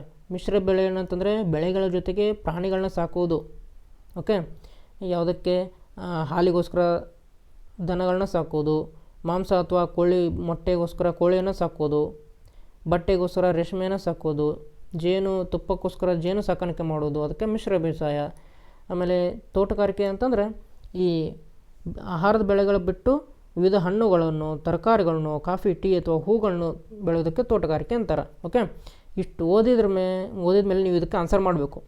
108ನೇ ಪೇಜ್ನಲ್ಲಿದೆ ನಿಮ್ಮ ಟೆಕ್ಸ್ಟ್ ಬುಕ್ನಲ್ಲಿ. ಬೇಕಾದರೆ ವಿಡಿಯೋನ ಪಾಸ್ ಮಾಡಿಕೊಂಡು ಒಂದು ಸಲ ಓದ್ಕೊಳ್ಳಿ. ಓಕೆ, ಈಗ ಅದಕ್ಕೆ ಆನ್ಸರ್ ಮಾಡೋಣ ನಾವು. 87ನೇ ಪ್ರಶ್ನೆ. ರಹೀಮನು ಒಂದೇ ಕೃಷಿ ಜಮೀನಿನಲ್ಲಿ ವರ್ಷವೊಂದಕ್ಕೆ 2-3 ಬೆಳೆಗಳನ್ನು ಬೆಳೆಯುತ್ತಾನೆ. 2-3 ಅಂತ ಹೇಳಿದ್ರಾ?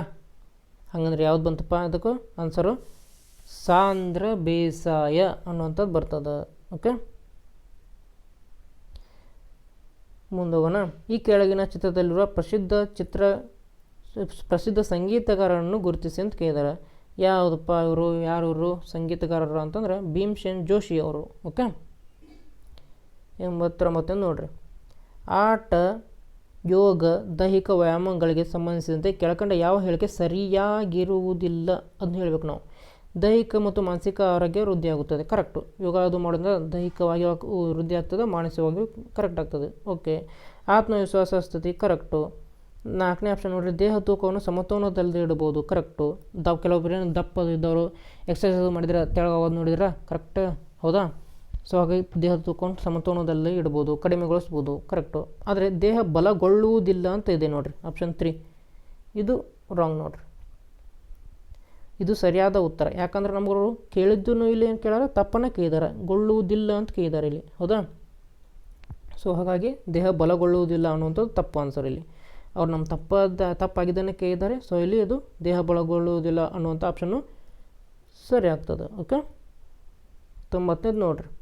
ಭಾರತದ ಪೂರ್ವ ಕರಾವಳಿಯಲ್ಲಿಲ್ಲದ ಅಂತ ಕೇಳಿದ್ದಾರೆ. ಇಲ್ಲಿಯೂ ಸಹ ಒಂದು ಬಂದರನ್ನು ಗುರುತಿಸಿ ಅಂತ ಕೇಳಿದ್ದಾರೆ. ಓಕೆ, ಪೂರ್ವ ಕರಾವಳಿಯಲ್ಲಿ ಇರಲಾರದ್ದು ಅಂತ ಕೇಳಿದ್ದಾರೆ. ಯಾವುದಪ್ಪ? ವಿಶಾಖಪಟ್ಟಣ ಸಹ ಪೂರ್ವ ಕರಾವಳಿಯಲ್ಲಿದೆ. ಪಾರದೀಪ್ ಅನ್ನುವಂಥದ್ದು ಇದೆ. ಹಲ್ದಿಯಾ ಅನ್ನುವಂಥದ್ದು ಸಹ ಪೂರ್ವದಲ್ಲಿದೆ. ಸೊ ಇರಲಾರ್ದು ಯಾವುದಪ್ಪ ಅಂದರೆ ಕಾಂಡ್ಲಾ ಅನ್ನುವಂಥದ್ದು ಕರಾವಳಿ. ಓಕೆ, 91ನೇ ಪ್ರಶ್ನೆ ನೋಡ್ರಿ.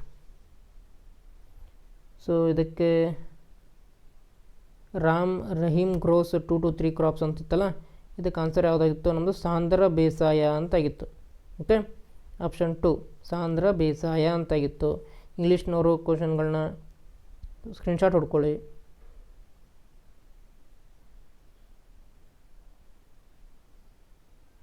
ಸಾರಿ ಒಂದು ನಿಮಿಷ. ಇಂಗ್ಲೀಷ್ ಮೀಡಿಯಮ್ನವರು ಇದನ್ನ ಕ್ವಶನ್ಗಳನ್ನ ಸ್ಕ್ರೀನ್ಶಾಟ್ ಹೊಡ್ಕೊಳ್ಳಿ. ನೆಕ್ಸ್ಟ್ ಇವ್ರು ಯಾರಪ್ಪ ಅಂತಂದರೆ ಭೀಮ್ಸೇನ್ ಜೋಶಿ ಅವರು. ಭೀಮ್ಸೇನ್ ಜೋಶಿ 89 ನೋಡ್ರಿ. The body will not be strong ಅಂತಿದೆ. ಇದಕ್ಕೆ ತಪ್ಪು. ಇದರಲ್ಲಿ ಉತ್ತರ ಯಾವುದಿತ್ತು? ಕಾಂಡ್ಲಾ ಅನ್ನುವಂತಿತ್ತು. ಓಕೆ, 91ನೇ ಪ್ರಶ್ನೆಯನ್ನು ನೋಡೋಣ. ಹಿಮಾಲಯ ಪರ್ವತದ ತಗ್ಗು ಭಾಗಗಳಲ್ಲಿರುವ ಸಮತಟ್ಟಾದ ನೀಳವಾದ ಹಾಗೂ ವಿಶಾಲವಾದ ಭಾಗಗಳಿಗೆ ಏನಂತ ಕರೀತಾರ ಅಂತ ಕೇಳಿದ್ದಾರೆ. ಆನ್ಸರು ಡೂನ್ ಅಂತ ಕರೀತಾರೆ. ಡೂನ್ ವ್ಯಾಲಿ. ಭಾರತದಲ್ಲಿ ಅತಿ ಹೆಚ್ಚು ಮಳೆ ಬೀಳುವ ಸ್ಥಳ ಯಾವುದಪ್ಪ ಅಂದ್ರೆ ಮೌಸಿನ್ ರಾಮು. ಹೌದಾ. ನೆಕ್ಸ್ಟ್ 93ನೇ ಪ್ರಶ್ನೆ ನೋಡ್ರಿ. ಈ ಕೆಳಗಿನ ಯಾವ ರಾಜ್ಯಗಳ ಗುಂಪು ಕರ್ನಾಟಕದ ನೆರೆಹೊರೆ ರಾಜ್ಯಗಳಾಗಿವೆ ಅಂತ ಕೇಳಿದಾರೆ. ಇದಕ್ಕೆ ಮೊದಲು ಒಂದು ಮ್ಯಾಪ್ ನೋಡ್ಕೊಂಡ್ಬಿಡೋಣ. ಕರ್ನಾಟಕದ ನೆರೆಹೊರೆ ರಾಜ್ಯಗಳು ಯಾವ್ಯಾವುದಾವ ಅಂಥೇಳಿ. ಓಕೆ, ನೋಡ್ರಿ ಯಾವ್ಯಾವುದಪ್ಪ ಅಂತಂದ್ರೆ ಗೋವಾ ಐತಿ. ಹೌದಾ.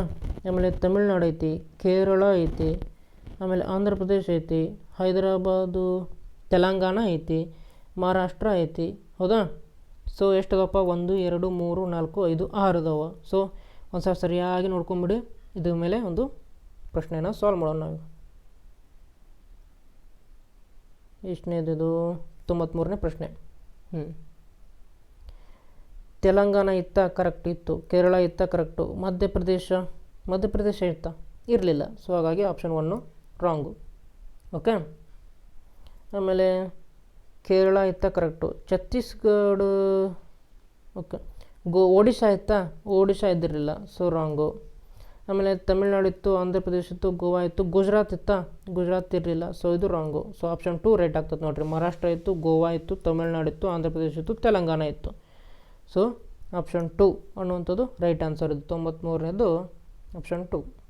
ಮಹಾರಾಷ್ಟ್ರ, ಗೋವಾ, ತಮಿಳ್ನಾಡು, ಆಂಧ್ರ ಪ್ರದೇಶ, ತೆಲಂಗಾಣ. ಓಕೆ. 93ನೇ ಪ್ರಶ್ನೆಗೆ ಆಪ್ಷನ್ 2 ರೈಟ್ ಆನ್ಸರು. 94ನೇ ನೋಡೋಣ. ನೃತ್ಯ ಪ್ರಕಾರವಾದ ಭರತನಾಟ್ಯವು ಯಾವ ರಾಜ್ಯದ ನೃತ್ಯ ಕಲೆಯಾಗಿದೆ ಅಂತ ಕೇಳಿದಾರೆ. ಭರತನಾಟ್ಯ ಯಾವುದಪ್ಪ ಅಂತಂದ್ರೆ ತಮಿಳ್ನಾಡದ್ದು. ಓಕೆ. ಹಾಗಾದರೆ ಈ ಕರ್ನಾಟಕದ ಯಾವುದಪ್ಪ ಅಂತ ಕೇಳಿದ್ರೆ ಯಕ್ಷಗಾನ ಅಂತ ಬರ್ತದೆ. ಕರ್ನಾಟಕದ್ದು ನೃತ್ಯ ಯಾವುದಪ್ಪ? ಯಕ್ಷಗಾನ.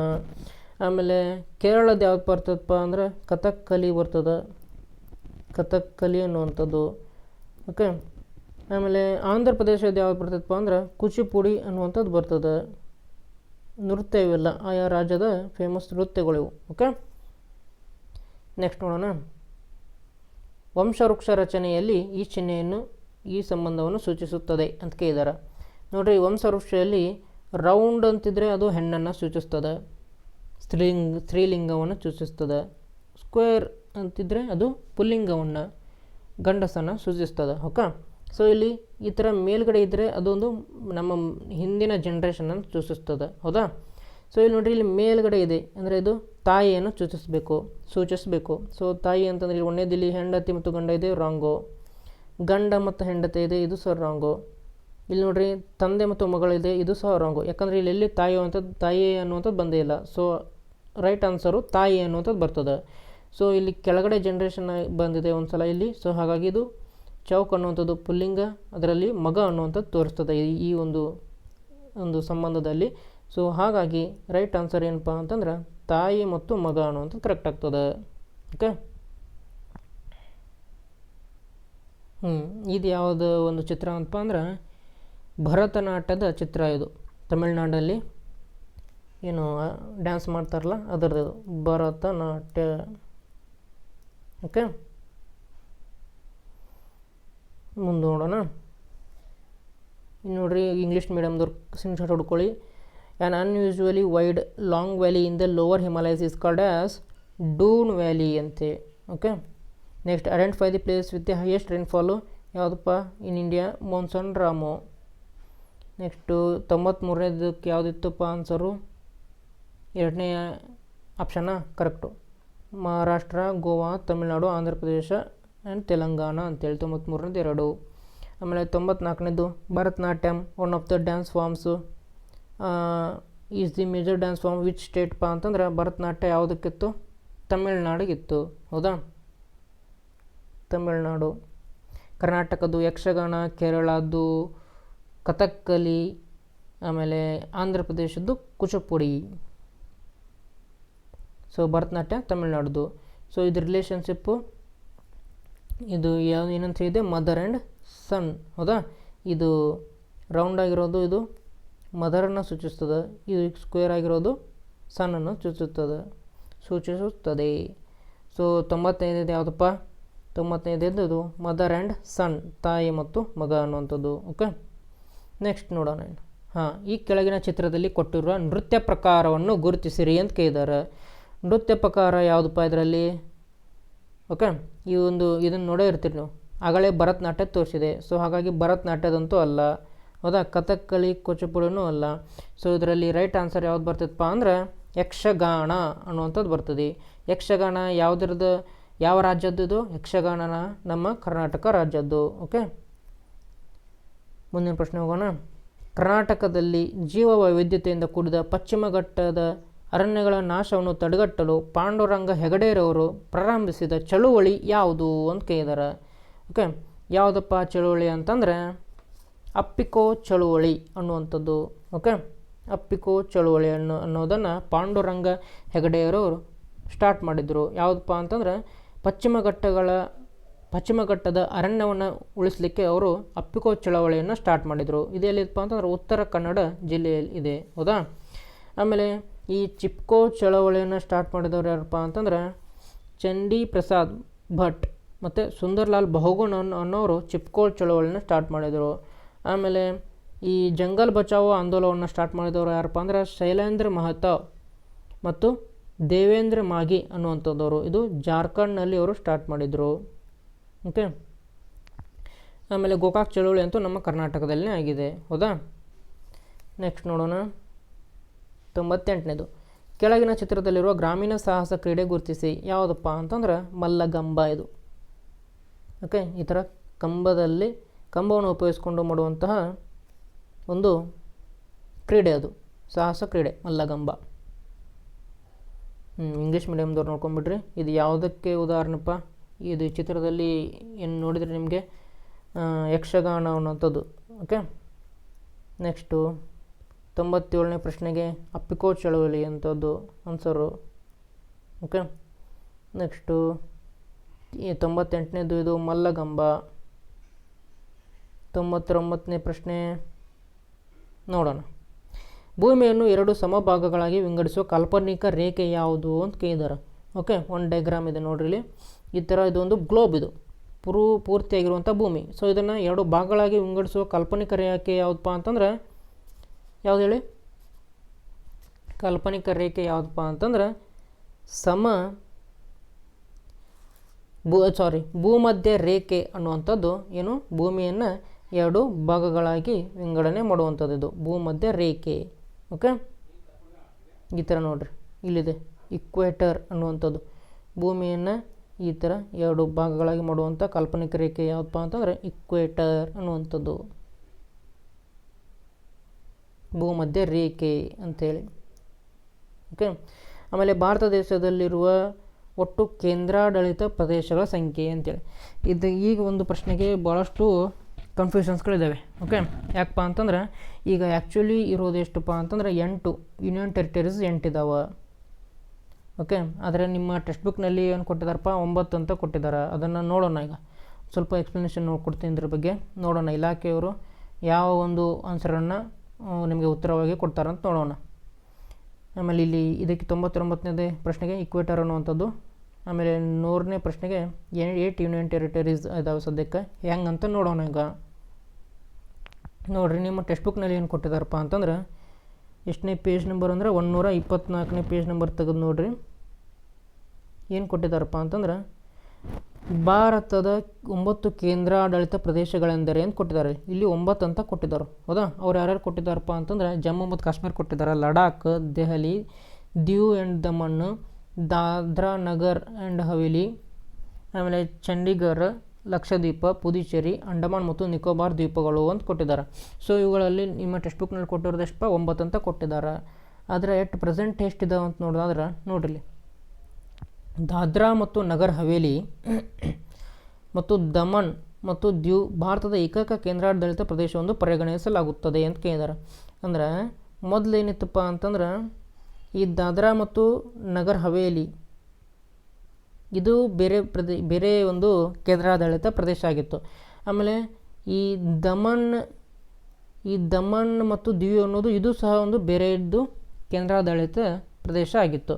ಈಗೇನು ಮಾಡಿದಪ್ಪ ಅಂತಂದ್ರೆ ಅದನ್ನ ಎರಡೂವನ್ನು ಒಂದೇ ಏಕೈಕ ಕೇಂದ್ರಾಡಳಿತ ಪ್ರದೇಶವೊಂದು ಪರಿಗಣಿಸಲಾಗುತ್ತದೆ ಅಂತ ಹೇಳಿದ್ದಾರೆ. ಯಾಕೆ ಹಂಗೆ ಒಂದನ್ನೇ ಮಿಕ್ಸ್ ಮಾಡಿದ್ರು ಇವರು ಅಂತ ನೋಡೋದಾದ್ರೆ ಹಿಂದೆ ಪ್ರತ್ಯೇಕ ಕೇಂದ್ರಾಡಳಿತ ಪ್ರದೇಶಗಳಾಗಿದ್ದ ದಾದ್ರಾ ಮತ್ತು ನಗರ್ ಹವೇಲಿ ಹಾಗೂ ದಮನ್ ಮತ್ತು ದಿಯುಗಳನ್ನು 2020 ಜನವರಿ 26ರಂದು ದಾದ್ರಾ ಮತ್ತು ನಗರ್ ಹವೇಲಿ ಮತ್ತು ದಮನ್ ಮತ್ತು ದಿಯು ಕೇಂದ್ರಾಡಳಿತ ಪ್ರದೇಶಗಳ ವಿಲೀನ ಅಧಿಮಯ 2019 ಮೂಲಕ ಒಗ್ಗೂಡಿಸಲಾಯಿತು ಅಂತೇಳಿ. ಅಂದರೆ 2019 ಒಂದು ಕೇಂದ್ರಾಡಳಿತ ಪ್ರದೇಶಗಳ ವಿಲೀನ ಅಧಿನಿಯಮ ಅಂತ ಬಂತು 2019ರಲ್ಲಿ. ಸೊ ಅದರ ಪ್ರಕಾರ ಏನು ಮಾಡಿದ್ರಪ್ಪ ಅಂತಂದ್ರೆ ಈ ದಾದ್ರಾ ಮತ್ತು ನಗರ್ ಹವೇಲಿ ಮತ್ತು ದಮನ್ ಮತ್ತು ದಿಯುಗಳನ್ನ ಎರಡೂ ಏನು ಮಾಡಿದ್ರು ಒಂದೇ ಅಂತ ಪರಿಗಣನೆ ಮಾಡಿದರು. ಸೊ ಹಾಗಾಗಿ ಎರಡನ್ನೂ ಕೂಡಿಸಿರೋದ್ರಿಂದ 9 ಇದ್ದುದು ಯೂನಿಯನ್ ಟೆರಿಟರಿ ಎಷ್ಟು ಅದಪ್ಪ ಅಂದರೆ 8 ಅದು. ಅವು ಕೇಂದ್ರಾಡಳಿತ ಪ್ರದೇಶಗಳು 9 ಇದ್ದು 8 ಅದು. ಓಕೆ.